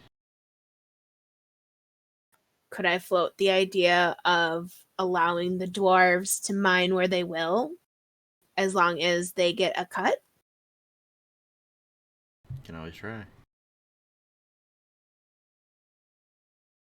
Is that acceptable to the group? Go for it. All right. We might I as will- well see what we can get. I will say, well, maybe, Your Majesty, the better way to would be to allow them to mine where they wish, to obtain these riches that are yours, as long as you get your fair share. So that would be your gift to them, is letting them mine. And I do have, like I said, charm and negotiation. Oh, it would be a negotiation. And it's gonna be the same difficulty, so 2 red, 1 purple. You'll get a boost because he's already thinking on the matter. That it sounds Do I get good. this? Okay.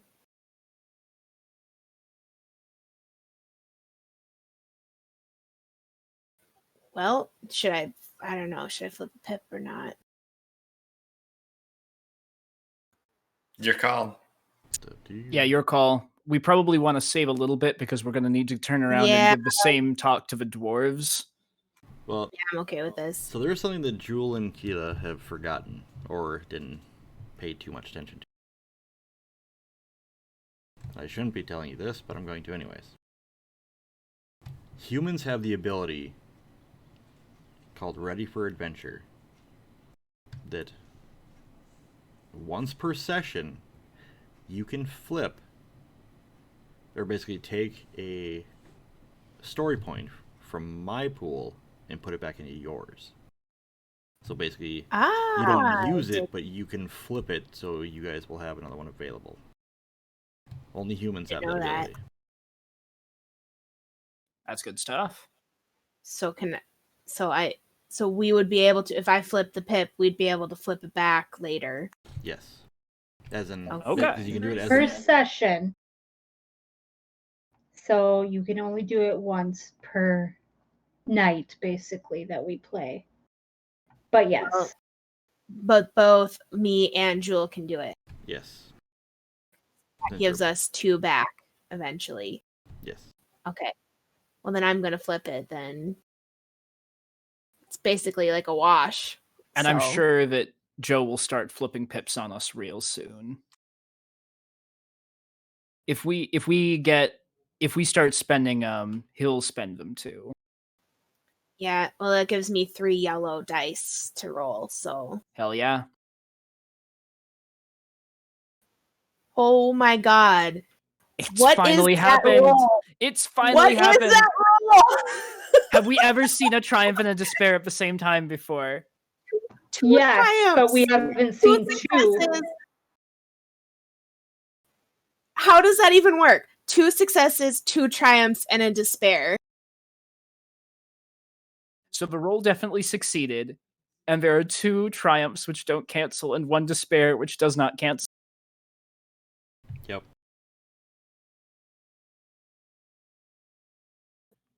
Magnificent. Beautiful. I love it.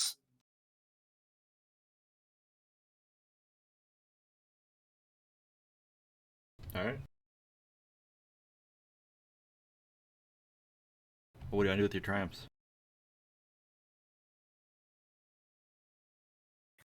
I think it depends on what the despair is. Because, like, with the successes, he definitely, like, accepts the terms, right? Yeah.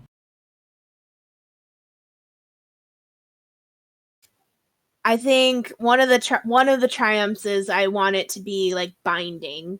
Like they're not going to change their mind in 50 years. Like, this is going to become part of their culture, that they coexist with the dwarves in this way. 50 years is a long time. Well, I'm just, you know what I'm saying? Like, I don't want to, like, do this. Not the and dwarf, though. these terms. I don't know, man. Because not only does this need to work, like, I think we can sell it to the dwarves. Like, well, you'll be able to mine whatever you want to mine. You just have to give them a cut. So maybe the cut isn't as much as a ton for one of them. Maybe it's like, I don't know. Maybe it's, well, maybe it's a third of whatever they mine. The dwarves still keep 66% of what they mine. And the goblins don't have to work to get theirs. You could also try modifying your original idea where you don't just convince the king, you convince the crowd too. Like, suddenly it's really popular here, your idea. Okay. You know what? I like that better for one of the triumphs. The idea just kind of washes over, like, oh, like, this is a win-win. Get money without fighting? Suddenly they sound like Yoda. Mm. And then, I don't know. I want to know what the despair is going to be. We won't know.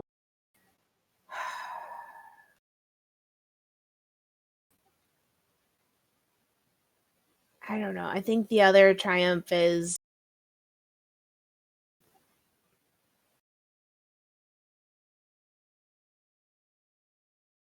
The despair is, without knowing it, you just offered Jules' hand in marriage to the king.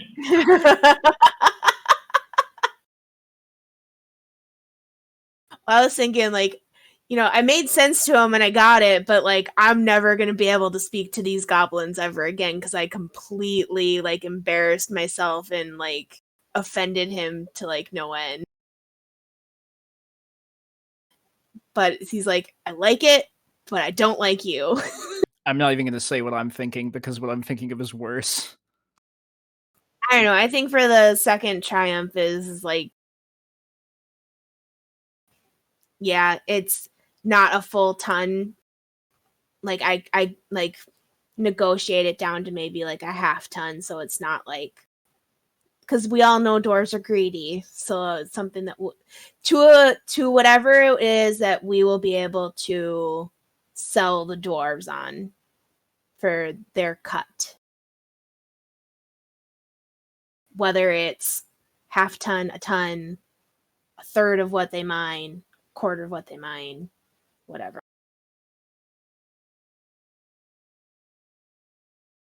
Okay.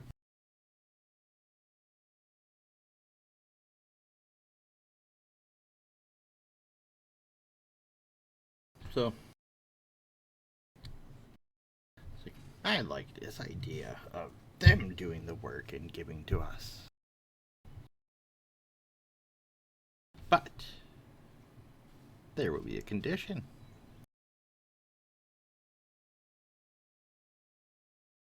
Within those mines, my goblins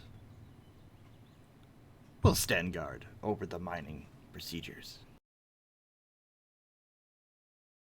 So we know that I'm not being robbed. I think we can work with that. We can spin this. Save costs on security.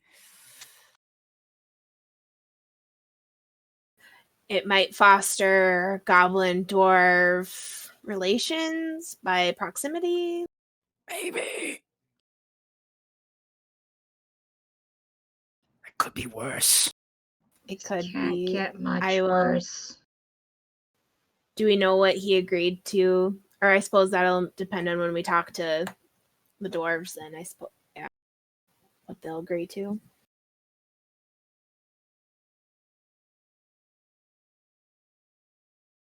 I mean, unless we have anything else we want to try to sell him on right now, I feel like this is a good starting point to make our way back and negotiate.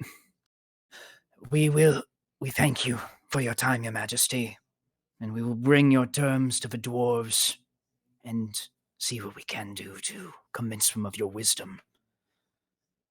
And then one quick question, because I actually was not 100% sure during the break. Did Jewel tell Daniel that these look like kobold tunnels? Yeah, Jewel would have mentioned that. Yeah. Uh, Yeah. Daniel will wait to bring that up until after we've sealed the deal. We'll see these goblins again, I'm sure.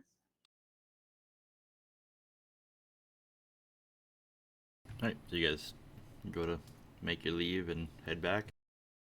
Yeah. Can I flip that pip back now, please? It's one per session. We'll need it with the doors, I'm sure.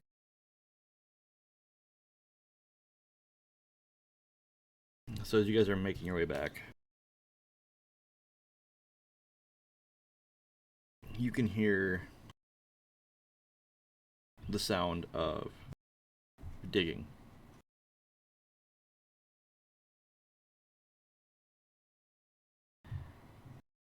You didn't hear it when you were coming in, but on your way out, you're starting to hear it. As you kind of pass through, or by a couple of tunnels,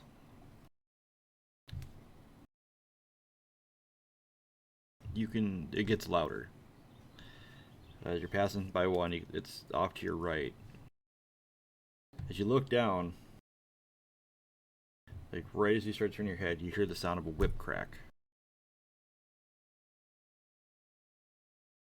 And as you look, you can see a little bit taller goblin, kind of like the one that's escorting you back to the hole in the wall, whipping a younger kobold as he's digging. Oh no. And you guys keep going. It takes you a while, but you make it back to the hole in the wall.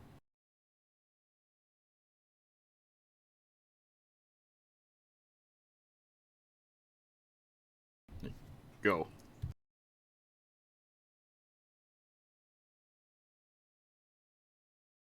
And you guys climb through again. Begin making your way back over through the soldiers that are positioned, which they seem really weird, kind of weirded out that you're on your way back.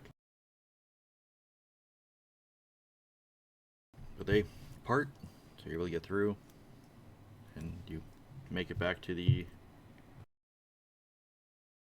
foreman's little shack. He's still in there. He's just munching away on some lunch. Looks up. You're back already. Good news. The goblins are willing to talk terms. So they're planning on leaving? Oh, no, come on. You think we're just going to get the goblins to leave? We have a deal for you.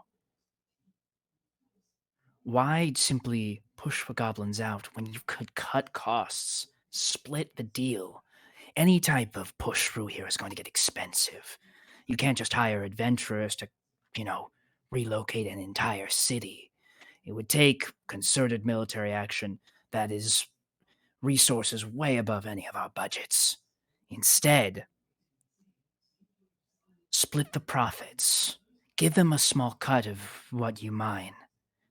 You make sure that you don't mine directly into their city. And hey, You can even use them for security. Cut costs. Pay fewer guards. This could be a real deal. But you need to know how to use this to your advantage.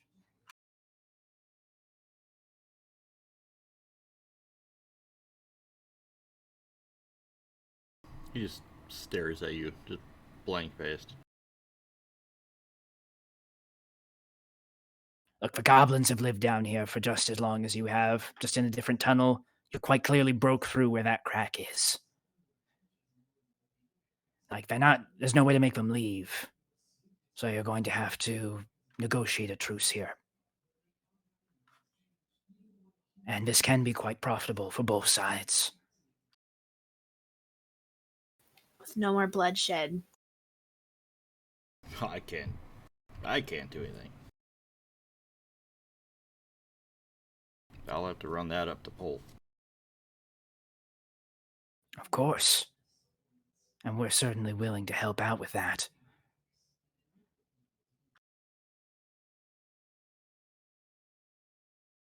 Well, Think of it this way. What? Your boss wants you to get the job done.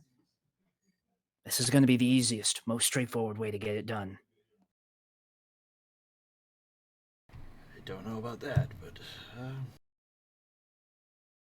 well, I guess we better go up top then. Go see what they want. Fuck.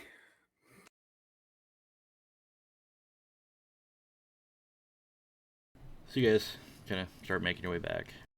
You get back to the wall. He's like, you guys want to climb? Is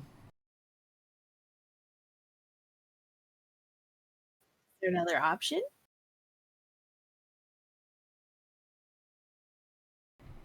You had frozen for just a moment for me, Joe, so I didn't quite catch that.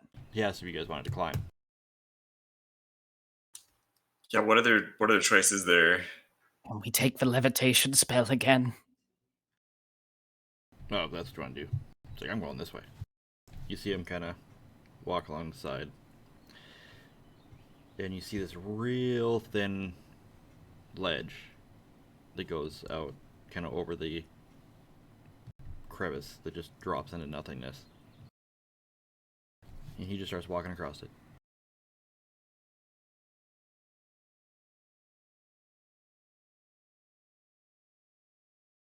Just like walking up a narrow ledge. Yep. Towards the upper areas. I like how he just like leaves and doesn't tell us like this is a shortcut to get back there faster. I guess we'll follow.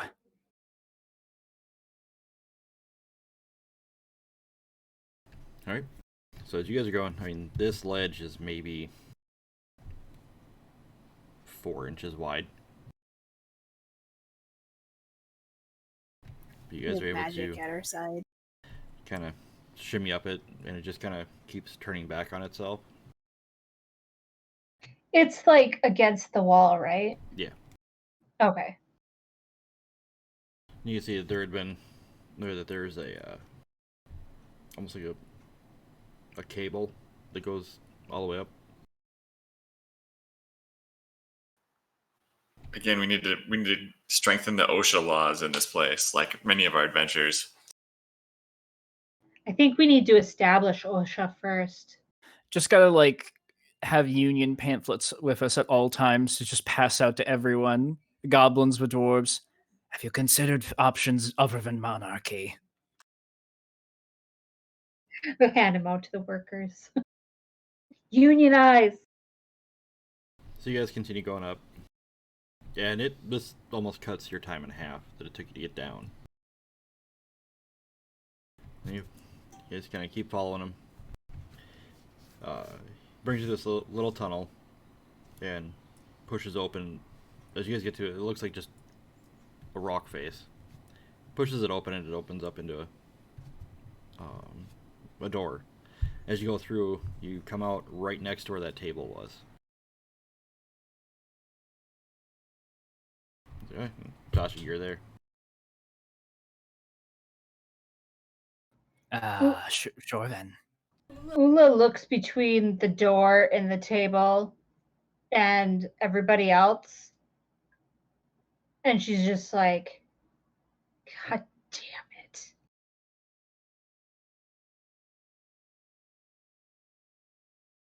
So you guys toss your stuff back there. Get up to where the lift that dropped you guys down. He goes up, walks toward one little area, kind of pulls on a rope. And you can faintly hear the sound of a little bell chime. And then he trots over to the lift. He's like, "Alright, get on." So you guys pile in. It slowly starts to lurch up. As it does, you can hear the creaking and the groaning of the wood even worse. After about a minute, the jerking motion actually turns into a just solid, steady rise. Get to the top, and you can see there's another dwarf had joined the other one, and they're actually spinning a wheel. And once you get in, they kind of block it. Same one that you met before opens the gate. See Kamal just walk off, kind of down the hall. It's like, well, I'm gonna leave you guys here. So, where are you guys staying? Are you staying outside? Hadn't found rooms here yet. Well, if you're claustrophobic, don't stay in here.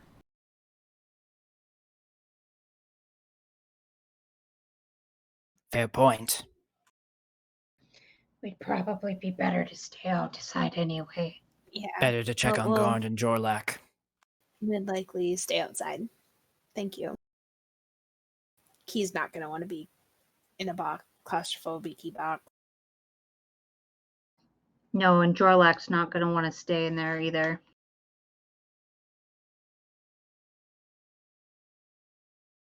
So, as you guys kind of wander out to go collect Garn and Jorlak, you find them gone.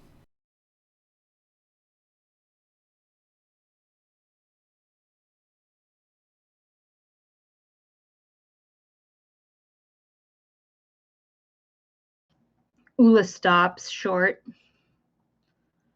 because they left them like at the office. Yes. And she looks at the dwarf that was there and she's like, where is my friends? They left.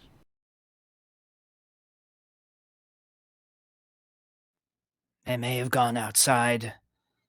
Maybe we can try to ask around, see where they might be.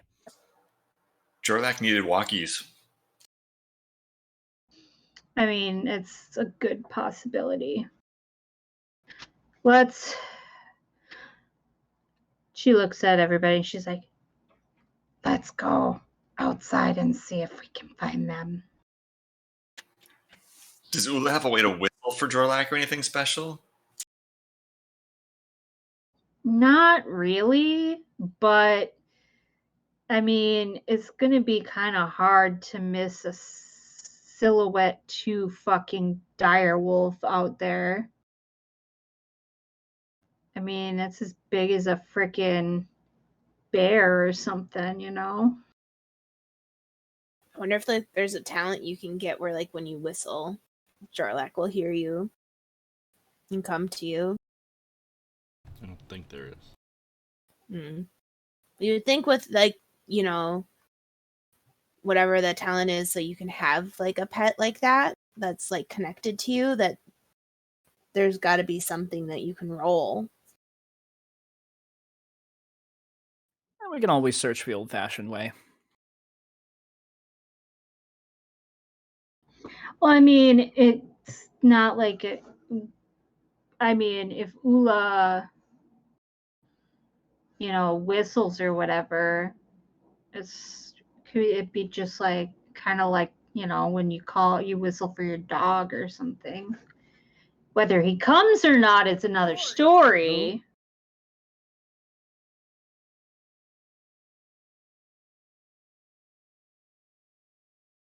So yeah, you guys go looking for him? Yeah.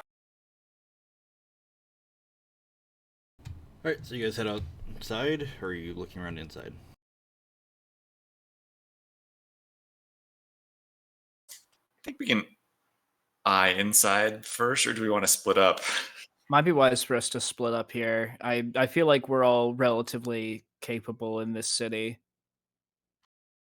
Completely split up, or just two by two? 2x2 is probably safest. See, it is a safe. Like it does seem like a safe place, though. It's not like we're in hostile territory. Not yet, maybe. Till we get arrested for conspiring with the enemy goblins. We haven't Yeah. been conspiring. We've been negotiating on behalf of the dwarves. I mean, that's we'll what they see. called us in to do. We'll see what Well- happened to Garnt first, and then we'll see who's conspiring with who. I will go with Ula. Daniel will stick with Joel. Are you guys going outside or inside? I'll let Ula dictate which way she wants to go. She'll go outside. All right, we'll search in. Alright.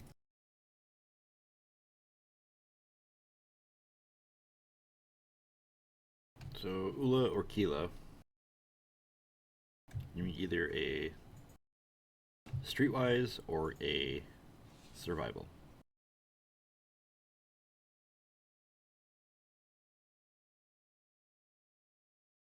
I have 3 green in each. What's the difficulty? So if you do streetwise, it will be an average difficulty with a boost. If you do survival, it will be hard difficulty with 2 setback.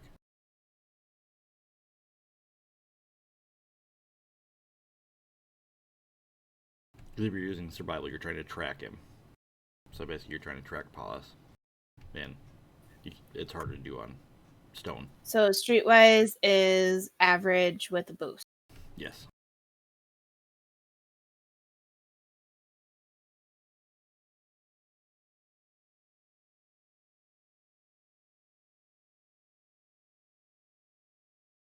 I am no help. Sorry, Ula.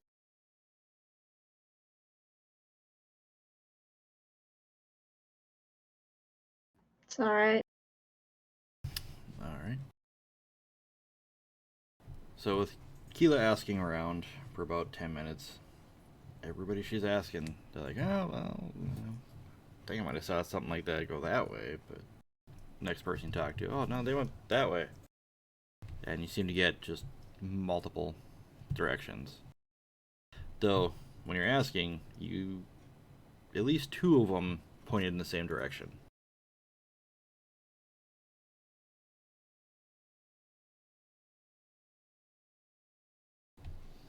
So as Ula starts asking around, she manages to find a few people that have seen a large-ass direwolf and a goblin running through the area, and basically points off in that direction.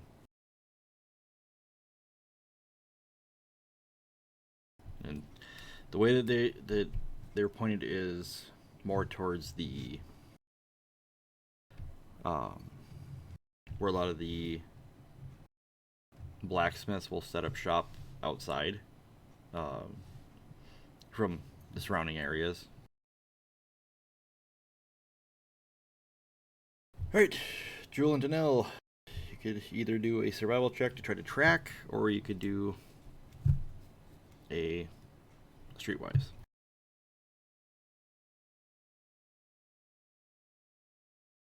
I'll probably do survival as it's a little bit better for me. I'm equally bad at both. I was going to go for Streetwise. All right. Well, you both roll. So streetwise would be an average with a boost. Survival is hard with 2 setback.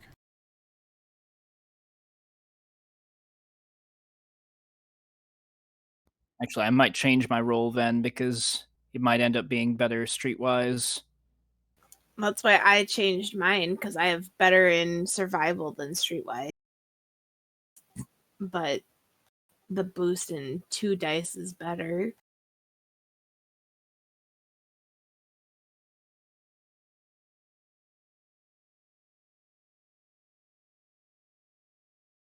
Also, while we go about this search, Daniel is going to chat with Jewel a bit and just say, I need to ask your opinion on something, Jewel. The slaves we presumably saw down in the goblin territory. I think I need to go back for them somehow. But I've no idea what I can even do. I know I can't just change a whole culture all on my own. Completely destroy an institution, but I don't think I can walk away from it either. Even if we only manage to save a few people. I noticed you were very quiet after that moment. Certainly no one likes to see slavery. Well, I don't want to drag the entire group down just for... I'm going to wait. I'm not sure if John can hear me while it's refreshing. Okay. I don't want to drag the entire party into danger over something that small, so I don't know. Maybe I'm just looking for approval. If you'd be all right with going back down there once again.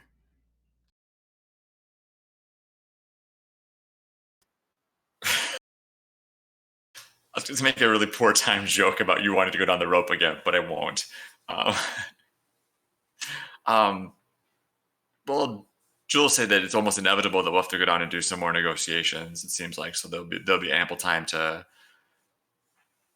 look for more what the situation is and try to figure out what you could possibly do. True enough. True enough. A bridge will cross when we get there.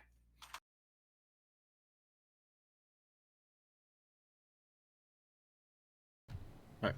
So, as you guys are discussing and walking, talking, looking for a giant ass dire wolf and a goblin. Danil, you can't seem to find anybody that knows roughly what you're talking about. Mainly you get a lot of questions of why was there a dire wolf in here to begin with? Why wasn't it outside? And they're going, well, outside would be a good place to look for a wolf, that they don't like to live in, dwarven holds. As Jewel's asking as well, she finds a couple people that, like, oh yeah, saw a goblin wandering around here, followed by a giant wolf. Went that way, like towards the entrance. They're kind of bopping around, so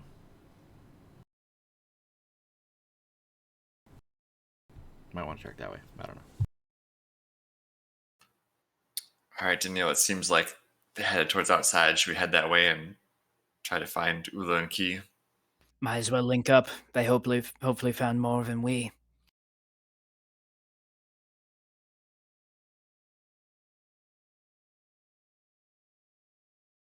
Alright, so as Ula and Key start kind of going through, heading towards where the smiths set up their little kiosks and stalls and whatnot. Sure enough, over the crowd, you see this big hunched back. But it looks like there's things on it now.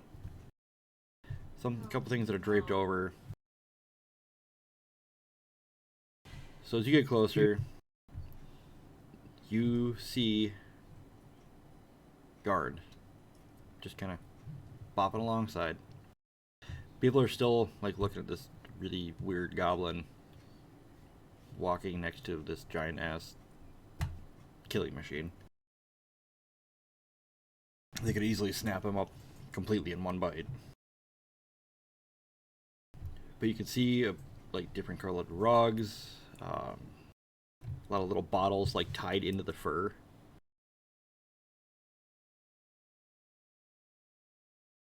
A couple little, just like shiny objects are kind of tied into his fur. And at one point you see him kind of stop at a stall and just starts like looking up. Just a bunch of weapons.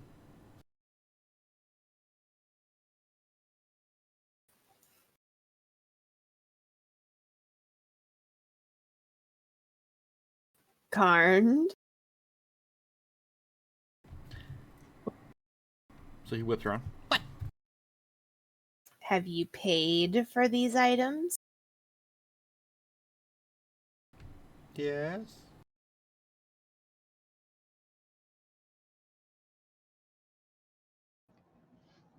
Garn, where did you get the money for these items? I got money. Maybe it just goes back to look.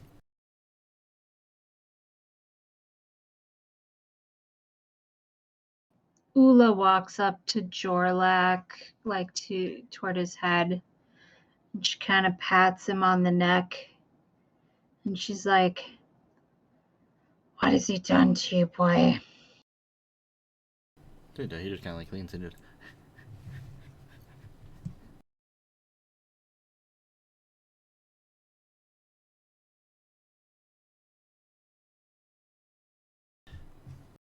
Yeah, he kind of picks up a couple different blades, tosses them back down, starts walking off, notices that Jorlak isn't falling.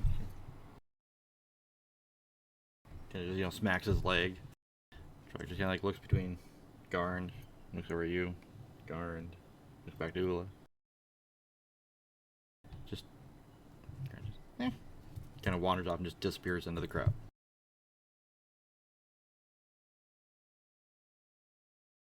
Let's go get him. Go follow him. It just amazes me for how sweet of a goblin he is, how just off his moral center is.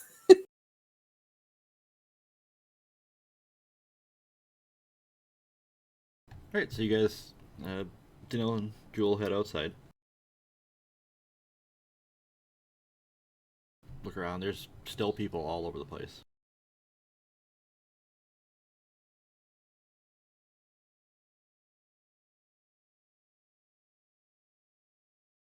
Well, I suppose nothing better to do than to start searching. We'll run into them sooner or later.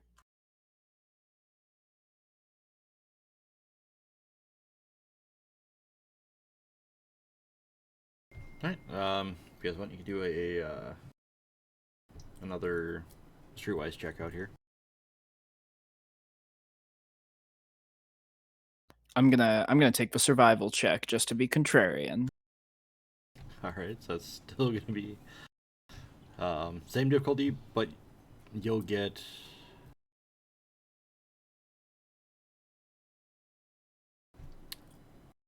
a boost because you were given roughly a direction. Hey.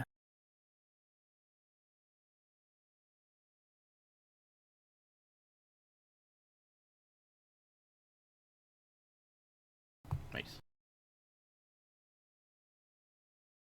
So yeah, so going through, knowing roughly which direction.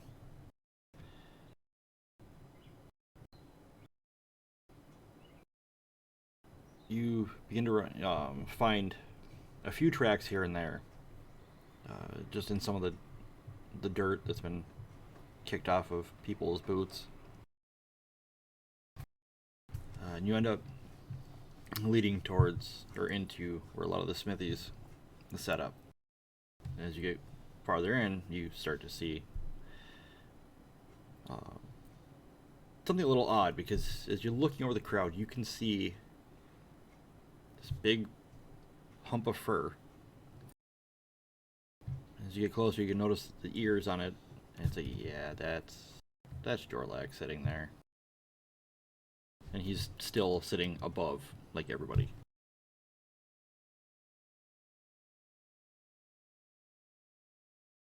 As you get closer, yeah, you see him start to like get upright. You can kind of see his back shoulders, or his shoulders, and starts kind of heading into the crowd, which is forcing them to kind of part. And you see Ula and Keela kind of falling behind.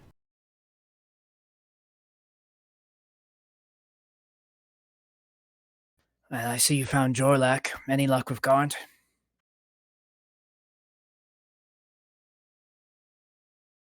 As you look over, you notice that he's got this like couple blankets draped over his hind end. He's got little bottles and shiny objects like weaved into his fur. Gods damn it. He went that way. We're attempting to follow. I guess we better find him. When we were like approaching Garnd and Jorlak, like did we notice like any like merchants like shouting or complaining about, like especially like the blankets, like be like, hey, what the hell type of thing? Nope. I mean, it is Does possible. he really have money? He wasn't lying to me. It's possible. We don't know. Everybody check your pocket to see if you have your money. Yeah, you guys Doesn't are- don't have mean enough money. he wasn't pickpocketed. We all have ours? Yeah. Well, he might have taken somebody else's. Well, let's go. I start following after where Garnd went. Yelling to guard. So, as you guys are trying to follow this goblin, it's apparently really quick. Just you can't seem to find him. But it's also hard because there's a lot of people going through the same area, and he's able to just dart under the legs. Takes you a little while, but you find him. It's probably about 5 minutes or so, 5-10 minutes. You find him standing, staring at this set of armor. And he's just staring at it.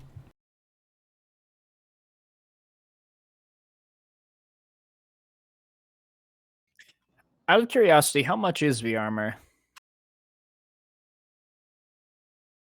So if you kind of look at the little tag that's been placed on it, it's... double check the price here.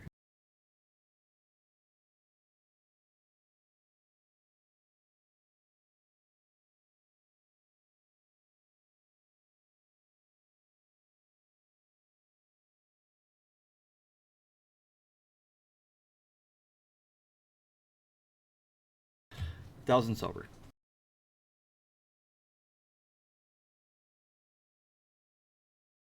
You know, Garnt, as I recall, I once made you a promise we were going to take a look at armor up north. They had some really good pieces there.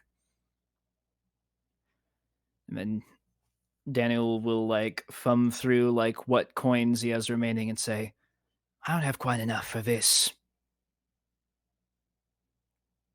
How much did you have? Maybe together we can pool up and get it. So you see him kind of slowly sit down. His shoulders kind of, shift around as he pulls out multiple pouches, different colors, just starts dumping them out. This just counts out. Garn have 410.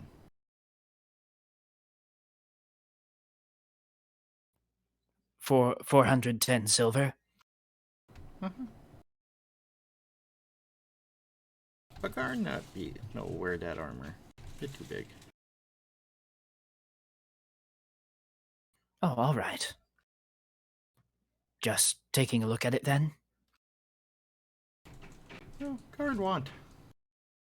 Bit too big. You just see his shoulders just kind of slump.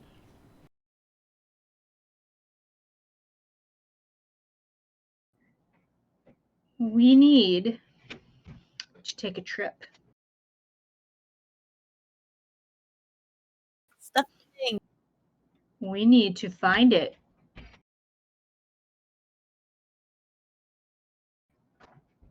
So Ula is going to start looking around to see if there is a door that most people seem to be ignoring.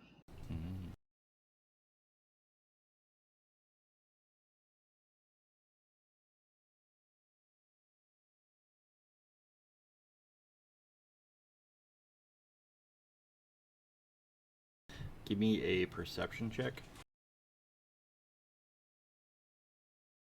It will be the amount of people coming through here. Location, it's gonna be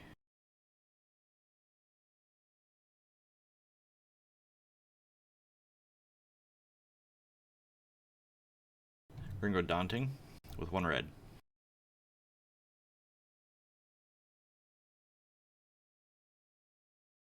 Now, since I am standing next to Jorlak, he has the talent that allows me to add 2 boosts to any perception check.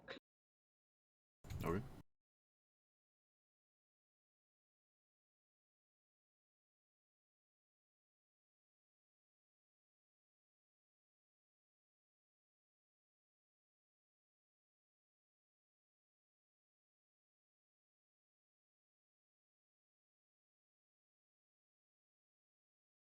Not too shabby. So, as you kind of look around, you notice that there's one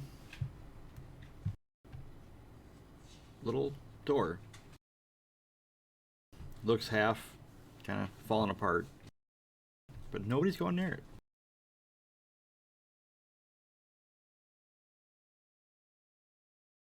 As you go over there, you just kind of get that same feeling that you've had before around the entrance to Junk in Thy Trunk.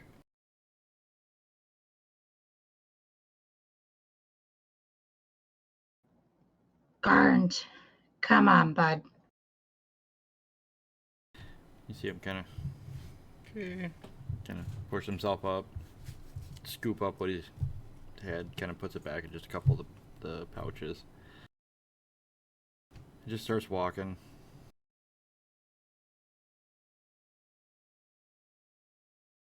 Daniel will definitely join them inside. He's not waiting outside again. He keeps kind of every now and then like looking back at the armor. So continues on. Looks up. Where we go? Come on, bud. Just trust me. And she opens the door. And she opens the door for everybody for the whole group to go in. Alright, so you guys. I assume Jorlak can also go. It's a magic fucking door. He can get through it.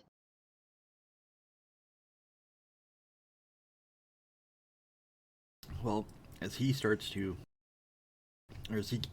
kind of force himself in there, you see him shrink down. And it's almost like when you first found him. He's just itty bitty little guy again. Who apparently still has blankets and stuff tied in his fur. Yeah. All right. Door closes. You feel that familiar kind of like a suction feeling.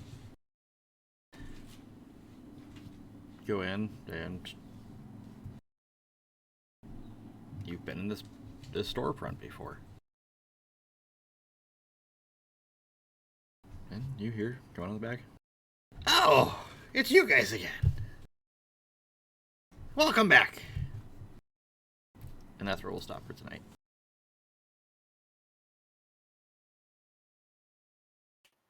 I was hoping there was going to be like a giant doggy door. You know, it's like the size of barn doors, but for Jorlak to go through. That would be awesome. Maybe the next town. Maybe that's how it looked to Jorlak.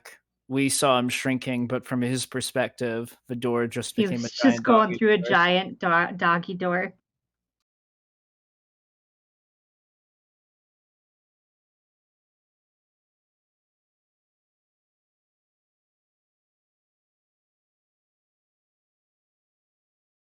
I've got not one but two cats snoring next to me. Oh. So yeah. Not purring. No, yeah, Mackie over by the door over there. Oh, he's kind of awake now. So I said his name, but he was snoring away. And Sniff's getting little snores going. And he's right next to me.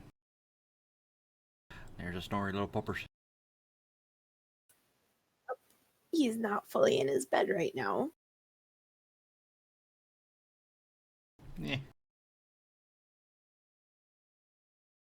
Alright, so yeah, so that'll be it for tonight. If all goes well, we should be back again next Monday. Hopefully everybody had a happy and safe Memorial Day. Or at least somewhat relaxing. Okay, we're going to take off for tonight. For those of you watching, thanks for sticking around. Hopefully Jen's still paying attention. So we may have a new player coming on next week or possibly the week after, sometime soon. Hopefully. Unless she's watching this one that says, nope, screw that, and she's out. But yeah, so hopefully we'll have another adventure to throw into these crazy ass group. So hopefully, see you guys next Monday. Till then, take care.